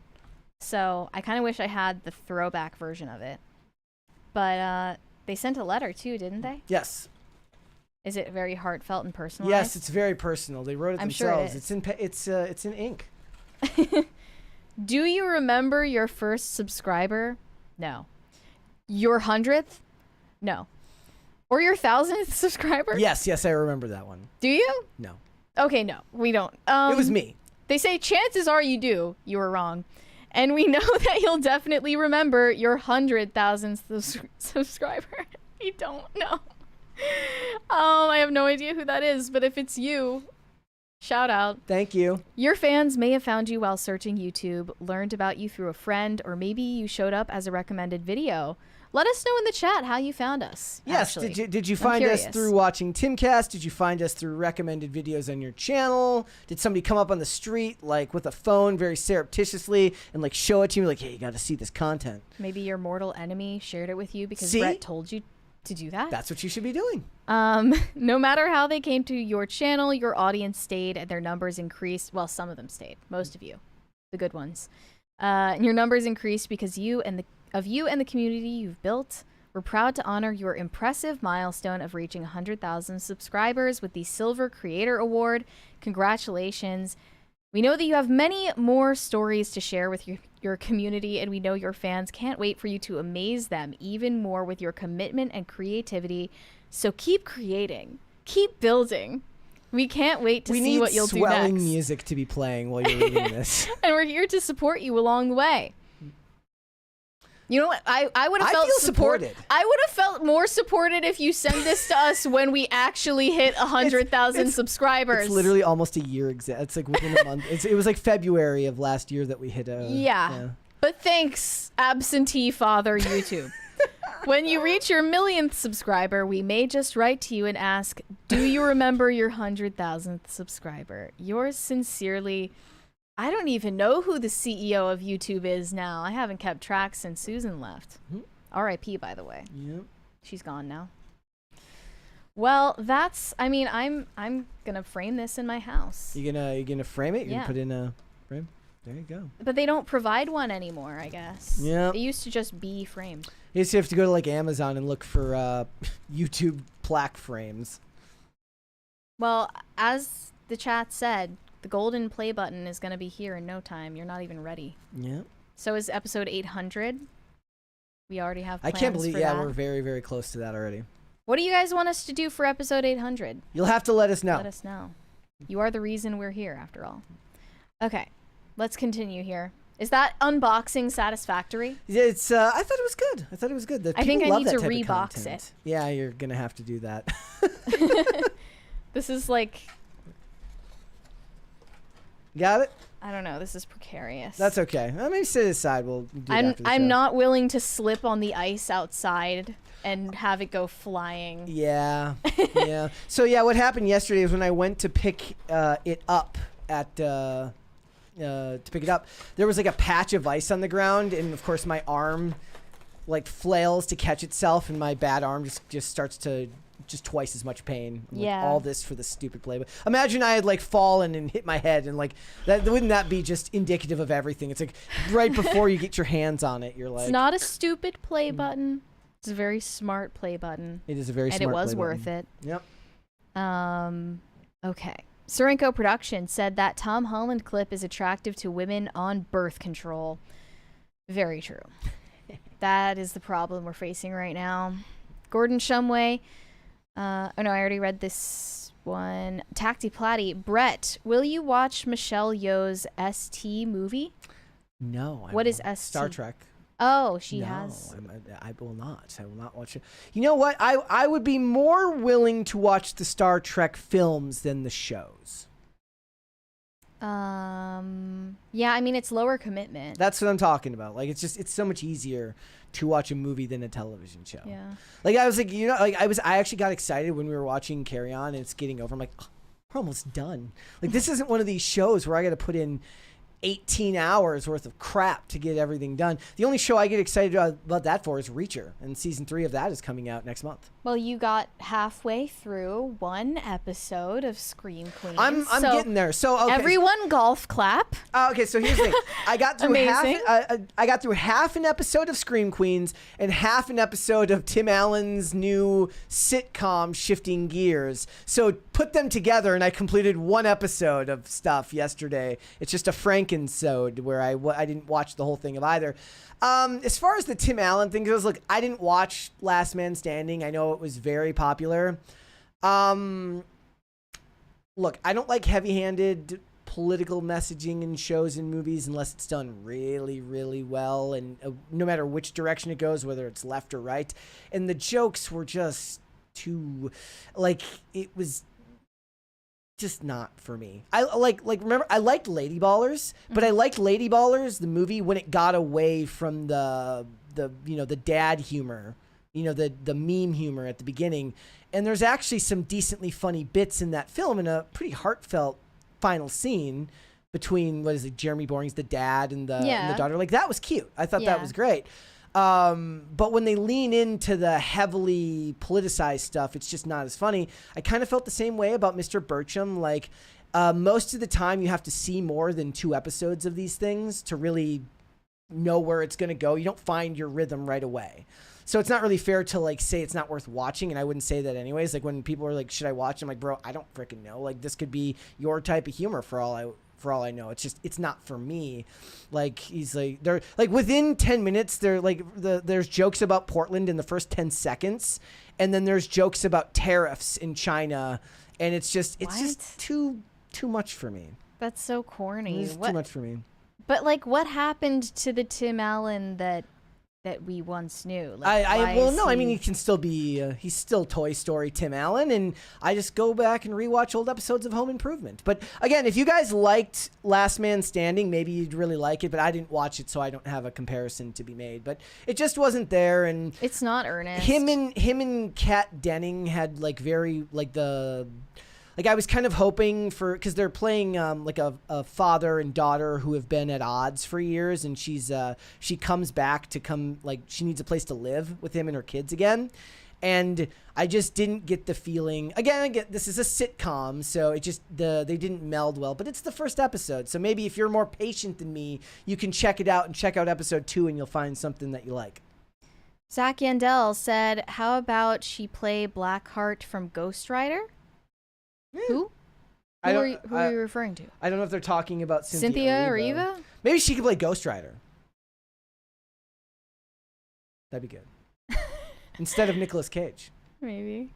Gordon Shumway said, "Okay, hear me out. Ariana Grande does Audrey Hepburn, but code switches and speaks all urban the whole film. Now, would we want to see that disaster?" Thank you for the 3rd Crisis Party, by the way. Thank you, guys.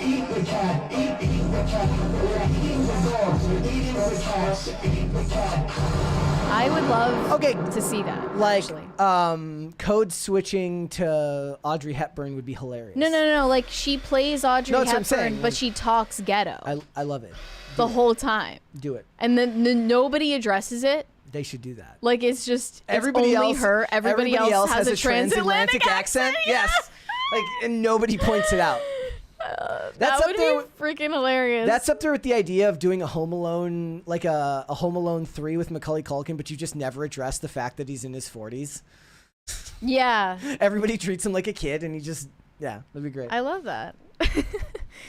Jose Quintana, already read that one. Zach Yandel, found you because Brett and Mary were on Timcast. There you go. That could be happening tonight, I believe. I believe so, too. Left-Handed Link Gaming said, found PCC after typing in Taco Bell Ghost Girl.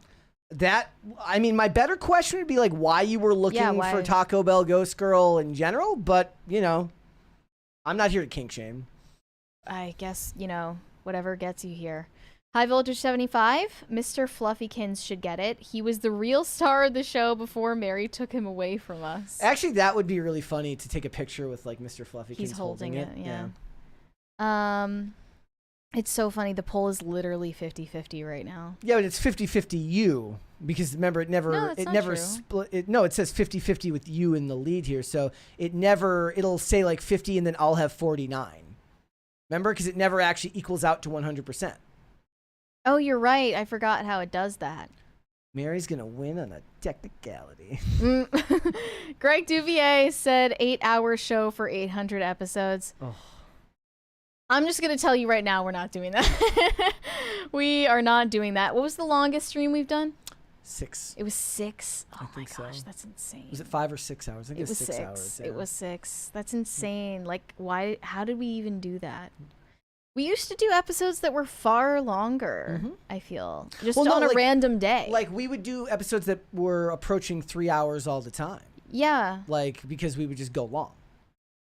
Yeah, but I don't know. I guess there were just more... People loved us more. They sent more super chats. They were just more fans back then. Yeah, now people just don't love us anymore. No one cares about us, and we're washed up. Yep. Left-Handed Link Gaming said, Brett, where's your Sonic 3 review? I didn't do one. Like I said, I didn't. I took time away from any of that stuff during the holidays. I apologize. You're allowed. I loved Sonic 1 and 2, and given how much people that also liked Sonic 1 and 2 liked 3, I'm sure that they do as well. The Rumbling said, I need new background noise after I caught up on my episodes of Fake Doctors, Real Friends. I am a fan of Scrubs. Congrats on the button. Thank you. Thank you. Dingus Khan said, I subscribed after seeing both of you on Timcast. I think Brett was first because I remember seeing his camo TC hat and was like, cool, he's from Minnesota. Congrats on your prestigious award. Thank you. You have a camo... A lot of, I have a... What is this? Twin Cities. Twin it's a Cities Minnesota hat? Twins hat. Oh, okay. Corey Anderson said Brett should dye his hair blonde for 800. No. Are we bringing that back? No. Well, no. You were only willing to do that when we had way less viewership. Like, no. Now the stakes are higher. Yeah. Plus, I don't know if Olivia would like if I just came home with blonde hair one day. Ask her. What would she think? I have no idea. Do you think she would like it? I don't know. Well, what if she... Technically, I had blonde hair when we, like last year. She could go brunette and you would go blonde to keep the balance. Switch. Corey Boleg said, not Corey Anderson. Brett was here longer, so he gets the plaque. Sorry, Mary. Mary within 2 hours. The rules is the rules. Them's the rules. Them's the rules. Tacti Platty said, Brett, the new ST movie will be on Paramount Plus later this month. Even less commitment for you since you already have Paramount Plus. Movie doesn't look traditional Star Trek. It's okay to say no. It's the shortest sentence in the English language. I'm gonna say no. And like we talked about yesterday, the quickest way to get me to not want to watch something is to tell me to go watch it. Maybe the best thing you'd be like, you know what you shouldn't watch? It's this movie. I literally told you that there is like an actual condition. Yeah, what's it called? Pathological demand avoidance. Yeah. You have it. You tell me to do it, and therefore I'm like... I think it's a symptom of ADHD. That makes sense. I could be wrong, but I don't know. Yeah, that makes 200 sense. Watt Studio said she should play Jack Skellington in a live-action remake of Nightmare Before Christmas, but not Storm in X-Men. Okay. I don't think she should play Jack Skellington either. Maybe actually. Ariana Grande can play her. Ariana Grande for Corpse Bride? Yeah. There you Maybe. Taxi Platy said, fam, can we get a camo PCC hat? I would love that. So the thing about the camo hats is every year New Era would switch up the design of their camo hats. It wasn't the same pattern every year. Mhm. I actually really like that, so I would collect them from the different sets of Twin Cities hats for camo designs. It was usually what it was is they would have it was for Armed Forces Day at stadiums, so there'd be a patch on the side each year for Armed Forces Day 2021, Armed Forces Day 2022, just different patterns and stuff like that. But he might be talking about the one it's a camo patterned hat, and then the inside the Twin Cities logo, it's an American flag. Are we talking Kamala campaign camo hat? No, now? it's a fitted hat, so Not as pandery. Do we have PCC hats? I don't think so. No? Okay. I would be as picky about that as Tim is about beanies. I wouldn't want just some flex fit hat. Most beanies really suck. Yeah. Actually. Yep. We have a 20 from Jose Quintana. For 800, how about having Tim Pool and Ian on the show? You can put him on blast. I have PDA, Ghost Empress. People keep telling me to see Braveheart for decades. When I finally saw it, it was meh. Long live PCC. Well, and that's the other thing. When you get 10,000 people telling you to watch something, it can almost never live up to what people, make it out to be. I still haven't seen Braveheart. Maybe one of the reasons why people one of my favorite things is when people watch something that I talk a lot about, because I'm not necessarily recommending it to people. I'm just telling you what I like about it. And maybe that's because the stuff I like is so unimportant in the grand scheme of things. They're not classics. They're just shows that everybody forgot about. You don't have 10,000 people telling you it's great. Therefore, if one person says they love this show and they go watch it, they don't feel like it has to live up to anything other than that one person who seemed to enjoy it. Whereas if everybody's telling you to go watch it, then you're how great can it actually be? Yeah, that happened to me on this show multiple times because the shows that people would recommend, whether it's Firefly or what were some of the other ones? Harry Potter was one. Yeah. Didn't really care for it. Yeah. I would not voluntarily watch Harry Potter. I knew you weren't going to care about Harry Potter. I had a feeling. I thought maybe because it's so, beloved by so many people, it must have something. I don't know. It's more connected to all the nostalgia people feel towards the nostalgia. books as well. Yeah. Pop Culture Junkie said, oddly enough, I found you doing stock research. You're going to have to explain that one to me. I can't begin to understand how that would happen, but... Oh, but Pop Culture Junkie is the one... You worked in the industry, right? So maybe he's talking he was doing research He's a big timer. He's bigger than us. Yeah. Gordon Shumway said, Brett, what about dyeing the beard blonde? Easier to grow out. Huh? You going to do it? No. No. The only thing I'm less likely to do than that is to completely shave my face, which I'm never going to do either. No Control said, no is the shortest sentence in the English language, longest sentence in the Australian language. Nar. Yeah.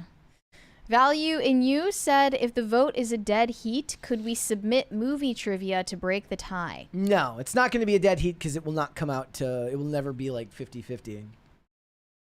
Is it still there? Yep. Wow. Left-Handed Link Gaming said, actually, the first time I came across PCC was the fake celebrity interactions video. Brett had blonde tipped hair at the time. I thought he was gay. When I Wait, what fake celebrity interactions video? I don't remember. Oh, was that when people were making up stories of how they met Adam Sandler or whatever? I have no idea. Right? I have no idea. Maybe. I wish I could go back and find that. It wasn't... I have it somewhere filed away. I think that was my favorite response when we posted our engagement. So it was oh, huh, I thought you were gay. Someone legitimately said that. Left that comment. Not to be like shady, but they were actually serious. I'm assuming so. Yeah. Wait, let me see if I can find the video. That so what you're was it? referring So to. it was fake. It was just a trend where people were making up all these fake stories of how they met celebrities and like Oh yes, I remember that. like crazy shit happened. Yeah. But I can't find it now. Yeah, I remember. I that. definitely remember it. So around the same time we were talking about the trend that the lady was doing on Instagram, it was like Adam Sandler or lesbian. Right. Yeah. Or they do couple or siblings. You have to guess whether they're siblings or a couple. Not because of anything creepy, but because some couples look so Imagine alike. like you have to like you go to a sporting event with your family now, you have to like bring a sign that says we're related so they don't put the kiss cam on you. Yeah. I saw one that was at a hockey game, actually. They put these nuns on the Jumbotron and everyone was just cheering like crazy. And then they'd go to somewhere else in the crowd and it was like, boo! Put the nuns back on. The nuns were like really sweet. They were laughing about it. Yeah, I can't find the video you're talking about, but I definitely remember happening. I remember making the thumbnail. I knew it had Adam Sandler in it. Haunted me. Okay. All right, guys. Well, that's we got through all of the super chats. I'm just wondering what everyone is going to be doing this weekend. That's what I wanted to know. Oh, and speaking of Adam Sandler, remember Happy Gilmore 2 comes out this year. That one just seems like a mistake to me. I haven't seen one. You have to see. You should see Happy Gilmore. Happy Gilmore is great. Tacty Platty says, I met my favorite celebrity one cold morning in D.C. You're not going to say who it was or how? Could have been anybody. Okay. Raymond Mendoza said, don't skip my first ever $20 super chat. We didn't. We read his. We definitely did not skip it. We read yours, man.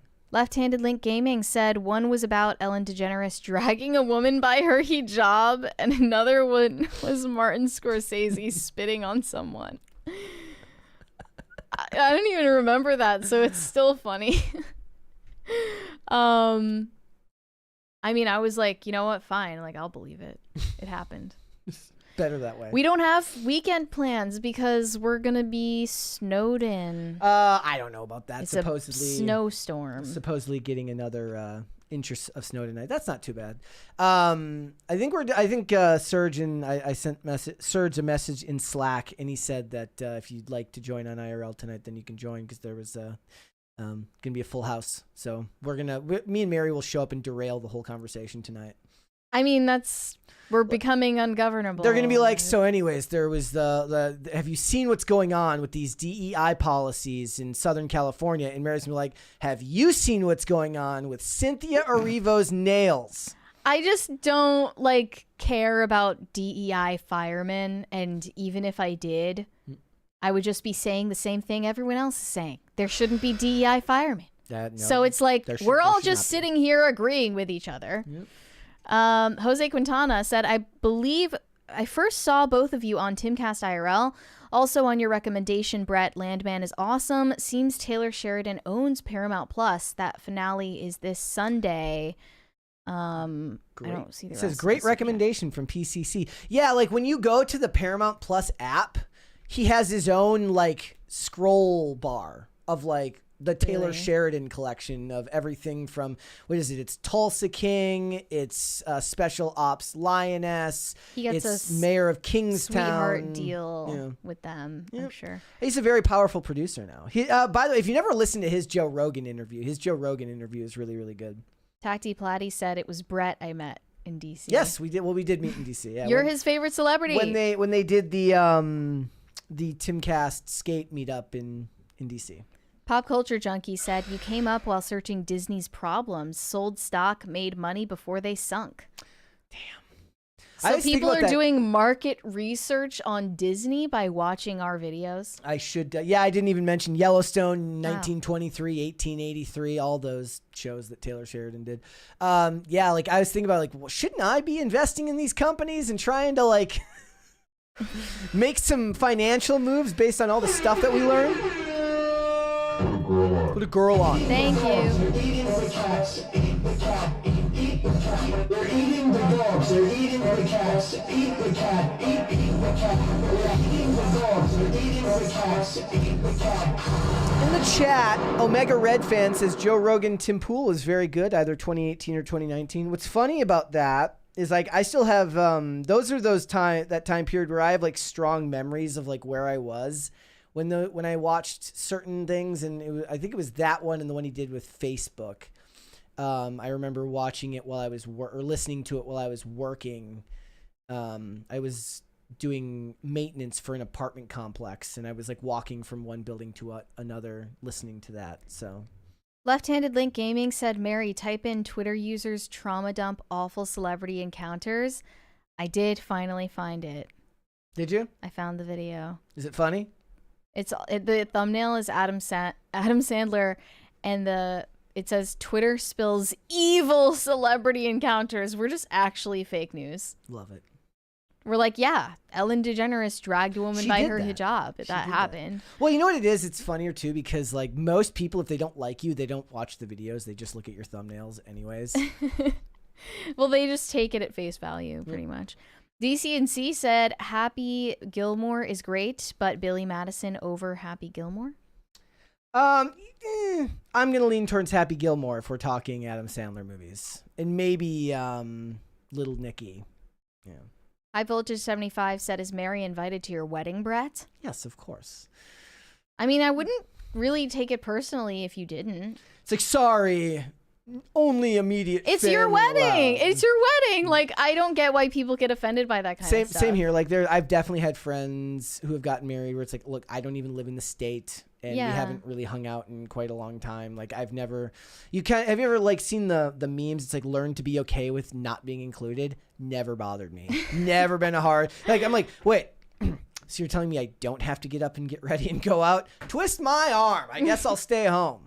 I'll look at the pictures later. High Voltage 75, Zach Yandel said, I'm working the boilers at a college this weekend. Okay. What does that mean? Is that a euphemism for something? Working downstairs? All right. I don't know. Lonesome Mesa said, I found you guys when Diddy's empire first began to crumble. Thanks for the entertainment and congrats on finally getting your play button out from YouTube's cold, undead grasp. Thank you. Thank you so much. It really is a full circle moment. We had to fight with AI customer service for months. It was brutal. Okay, so I can actually tell this. It's really funny. So Jasmine. I sent a message to YouTube in September, in early September, and had to speak to Jasmine, who would then respond to my emails. It seemed like an AI chat bot to me. I don't know if it's a real person. If Jasmine is a real person, I thank you. If you're watching, thank you. You're a real one. Thank you. And then after I filed my application to get the first of all, I'm doing that and I just feel like a dork. I'm like, I want my play button. And they're like, sorry, we're going to have to put this before a panel of voters to see if you get your play button. They said that? Yeah, it's like we have to like weigh in on it. I was like, don't you just look at the subscriber count? What? And they said it could take 4 months for it to happen. And I think it took 3 months because they got back to me on December 23rd, like right after we went on vacation. It's an oddly inconvenient time for them to get back to you as well. And then it took time to get there because of the mail and the weather. So, yeah. No Control said, Mary breaks up the circle of jerks. Yeah, kind of what I aim to do. We're about halfway to a fifth crisis party, guys. Come on. We will get there. Play button and no fifth crisis party. Let's go. Evan Perry said the custody of the play button is going to come down to those mail-in votes. Yeah, there could definitely be a 3 a.m. ballot dump in this one. Should we just end it? The results aren't changing. No, they did. It went from Mary 50% in the lead to me 50% in the lead. So no, but they both say 50 on my end. Now it says Mary. Yeah. No, it says for me. I'm looking at it right now, and it says 50 on both of us. Okay. See? What I think is going to happen is it's going to... Let's go back here. So, okay. If you want to end, we can end. Well, what do you mean? Like, whoever is in the lead when you look at this here, when it's just showing one name, is the name that's going to end up being the one that wins. It's gonna and end up. how is there? And it's gonna end up. Guys, get in your last votes if you haven't voted yet. Yeah. Get to it. Also, if you haven't liked this video, like the video. Freaking do it. Yeah. How many times do we have to tell you? Okay. So, is everyone done? I'm still seeing some votes getting added. I'm still seeing them coming in. It's down to the last minute here. You have until 4:53. Okay. I'm still seeing the number go up. We can just change it. We can leave it until the end of the show. We can Okay, then we'll leave it. We'll leave it. We'll leave it. Okay. Evan Perry said, already read that one. Pop Culture Junkie said, you've helped me make a few dollars a couple times. Of course, now I stay for the entertainment. I mean, you should be giving me these stock tips. I need to start making a killing. Yeah. You make it look easy, Pop Culture Junkie. High Voltage 75 said, in the end, it's not about who gets the play button, but the friends we made along the way. That is true. Yeah. Mary's like, no, it's about the play button. But it's about the play button, though. Let's be real. That's some participation trophy nonsense you're spewing. King Solomon is going to force us to cut it in half. Zach Yandel said, real boilers, 12-hour shifts. May have to walk campus. Pray for me. That doesn't sound fun. That sounds tough. Good luck. No Control said, this is America. Brett gets it every other weekend. Yeah, but I'm not paying child. Well, look, the play I'm not button, playing play button support. The play button has a special bond with its mother. It was technically it was delivered to me, which makes me the mother. It's mine. Nope, it was delivered to me. I'm the mother. It was a stork that dropped it. I like that. It was a stork in a UPS outfit. What else do we have? Do we Gordon have more? Ramsay. Or Gordon Shumway, not Gordon Ramsay. That would be amazing. I would love for Gordon. No offense, Gordon Shumway, but like I would love to hear from Gordon Ramsay on the show. You're going to have to go King Solomon and just split the play button down the middle. Yeah, it's kind of where I was thinking this was going. You have another $5 from Omega Red fan. Yep. Saying wow. Thank you. Thank you. I do think that we want to get to 5 crisis parties. I do want that. She likes shiny, pretty things. It's true. It's true. It's just funny because, like, if we had gotten it back when we were at the old set, it would have been perfect for your background because you put it behind, like, on the TV. Like, it would have been perfect back there. There was, like, an empty space or something? Well, I'm saying you could have moved one of the stuffed animals and put it there. Yeah. Well, I can't exactly hang it behind me here. There's a curtain behind me. So. Anonymous says, Brett, have you watched Heels, an indie wrestling-based drama that was on Starz but moved to Netflix? That's the one with Stephen Amell. I have not because I don't have Netflix anymore. I was, however, today, on the way to work, I listened to Seth Rollins' podcast with Chris Van Vliet, and I started listening to the one from a few weeks ago of Stephen Amell on with The Undertaker. And that's pretty interesting so far. I enjoy hearing about that stuff. I think we're all caught up now. Yeah. Well, that does not matter. We are not going to turn this podcast around. We are staying the course until we get to 5 Crisis Party. Mary gets the button. Brett gets the plaque. Would that be what's that? Is that the gold one? No, I don't think that's how that works. You would have to literally destroy both of them to make that happen. Yep.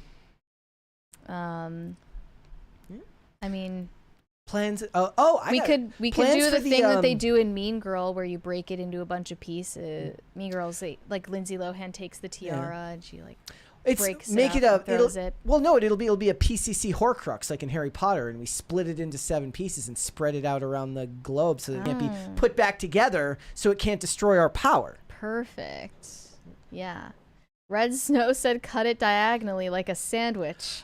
Okay, so... Then we'll make a grilled cheese out of it. I'm going to make a point here. There's a meme that always goes around where they showed the sandwich cut diagonally and says, you can't explain it, but somehow there's more sandwich here. I disagree. I think it actually looks like there's more sandwich when you cut it regular. And it's like in squares. I guess they're rectangles. I think that a diamond cut doesn't look like it's a bigger sandwich. Nah.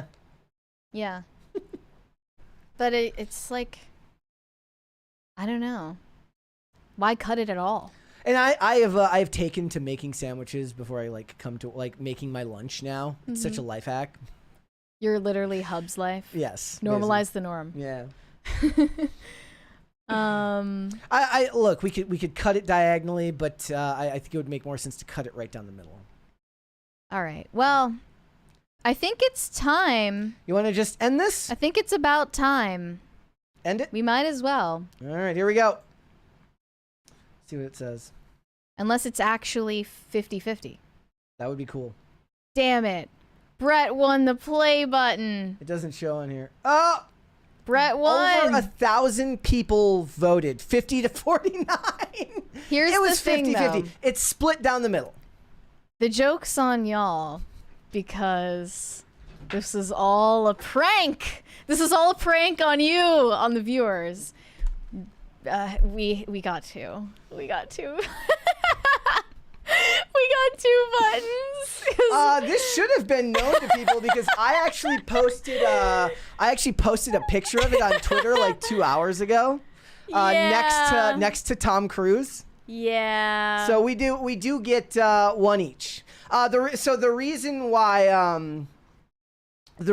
why there was a delay in getting it, I wanted to do this on Tuesday when we got back to work, but the second button, I got the first one over a week ago, got delivered over a week ago, and then the second one was just delayed in getting here because you had to order the first one, which is the one that YouTube pays for, and then you have to pay for the second one, and then when I ordered the second one, they don't come in the same package, so they came a week apart. Yeah, but it's okay. I mean, we've been waiting this long, so why not wait even longer? I'm happy that it showed up. I actually gave up hope on it. It's kind of like you had to let YouTube know that you don't care anymore, so they would actually respond. They're so mad at us right now. Unsubbed? Don't unsub I see them. you, Woden Shot. Please don't leave us. I see you, Woden Shot. But we really got you guys there. We really had you going. We're both so immature and love trinkets, so we had to have 2. Put it back up there. I knew it. Right I knew next it. to the Tom Cruise You got candle. finessed. Somebody in the chat said, or when I posted the picture next to the Tom Cruise candle, they said, I thought that was Nick Fuentes. Like the Tom Cruise candle? Yeah. This is very clearly Tom Cruise, the Scientologist. Yeah. We are almost at the... Come on, guys. 5th crisis party. Oh, Pat the Plumber says, so I made all those alt accounts for nothing. Unsub. See, but here's the thing. Who did you make the alt accounts to vote for? Sub to the channel on all of the alt accounts, and that will actually help us get to the golden. Evan Perry said Brett gets both. Not happening. Nah. Technically, I think I could order a third one if you literally if I could order to. as many as you want. Right? It needed. Did they cut you off? No, yeah, because it came with like a confirmation code that you had to use to get access to it. Oh, okay. So there's a limited number that you can. Probably, yeah. I mean, at the very look, you can order like even if you've never reached 100,000, you can order them on Amazon. Yeah, there are dupes already online, but I wanted the real thing. I wanted it straight from Google. I wanted the big tech product. You wanted to know that they paid for it. Dingus Khan said maybe you can display the play button in third chair. Phil will have to wear it on Thursdays. Give him like a chain wear with it around the play his button neck. on it. Like a giant clock necklace. Yep. That type shit. Yep. Pop Culture Junkie said, I feel seriously punked. Yeah, so here's the other thing, guys. We were in on it. Originally, before we went live, I had the PTZ camera set up so that you could see where it was in the Oh, yeah. I had this shot. There were signs. But I changed it before we went live and zoomed in farther so that you can't see it. Otherwise, they would have known. Ha. Bamboozled. Absolutely Bamboozled. DCNC, we missed a couple of these. DCNC said bits of the play button for all the crisis actors. Yeah, we'll just grind it into dust and then snort it. Just kidding. That is a joke. Don't do that. No Control said I wasn't spoiled, had to eat it whole. Yeah, I didn't really cut my sandwiches. I never did that. It looks the biggest when it's a sandwich that's not cut in pieces. Nobody was cutting it for me at all. I had to cut it myself. I was making my own sandwiches now. I made my own sandwiches and I just didn't cut it. I don't know. Miss Ray said Cher was robbed. Yeah, too bad. A little bit. Too bad. A little bit. Pat the Plumber said my hero, Brett Dasovic, of course. Thank you. DCNC said gimme play button. You'll have to none get for your you. Own, man. None for you. Matt Kelly said first hawk to a coin. Now this. We're going to jail. Brett, it's been nice knowing you. Yep. But they've caught up to us now. All right. We thought we could get away with it. One more there? Is there another one? Yeah, Geneva says, just assumed you reboxed so that you could unbox live. Oh, no, okay. but mine actually did stay in its box. Yeah, she did not open hers ahead of time. From when it delivered. So that was a real unboxing that you watched. You weren't cheated out of that. Yep. All right, there is the crisis party, guys. Thank you. Thank you guys so much. Dogs are eating the cats. Eat the cat. Eat the cat. They're eating the dogs. They're eating the cats. Eat the cat. Eat the cat. They're eating the dogs. They're eating the cats. Eat the cat. All right, guys, before we go, I just want to thank all of you so much for joining us today and for going along and voting in the poll, and for all of you for all of you who have helped make this channel what it is today. It really is endearing and awesome to be able to do this podcast for you 5 days a week, and getting the play button is just more confirmation of that. But we're working our way. We want to get to 1 million someday. So thank you guys for being here, and please stick around because we got a lot more work to do. But Mary, where can they find you? You can send me validation on Instagram at Mary Archived, or you can send me hate on X. That is also Mary Archived. Perfect. If you guys want to follow me, Instagram and Twix, at Brett Dasovic on both of those platforms. We are here 5 days a week, Monday through Friday, 3 p.m. Eastern Standard Time, which is noon Pacific. We are on Amazon Music, Apple Podcasts, Pandora, and Spotify. If you would prefer to listen rather than watch this show, you can rate and review on Apple Podcasts and on Spotify. That helps the channel greatly, so thank you so much for that. And if you want to follow the show on social media, Twix at popculture_show, Facebook and not TikTok, because we were banned on TikTok, at Pop Culture Crisis, and on Instagram at Pop Culture Crisis Pod. Guys, we will be back with another episode on Monday. Oh, we are going to be on Timcast IRL tonight. Just letting you know. See you later. Perfect. We'll see you on Monday, guys. Bye. Later.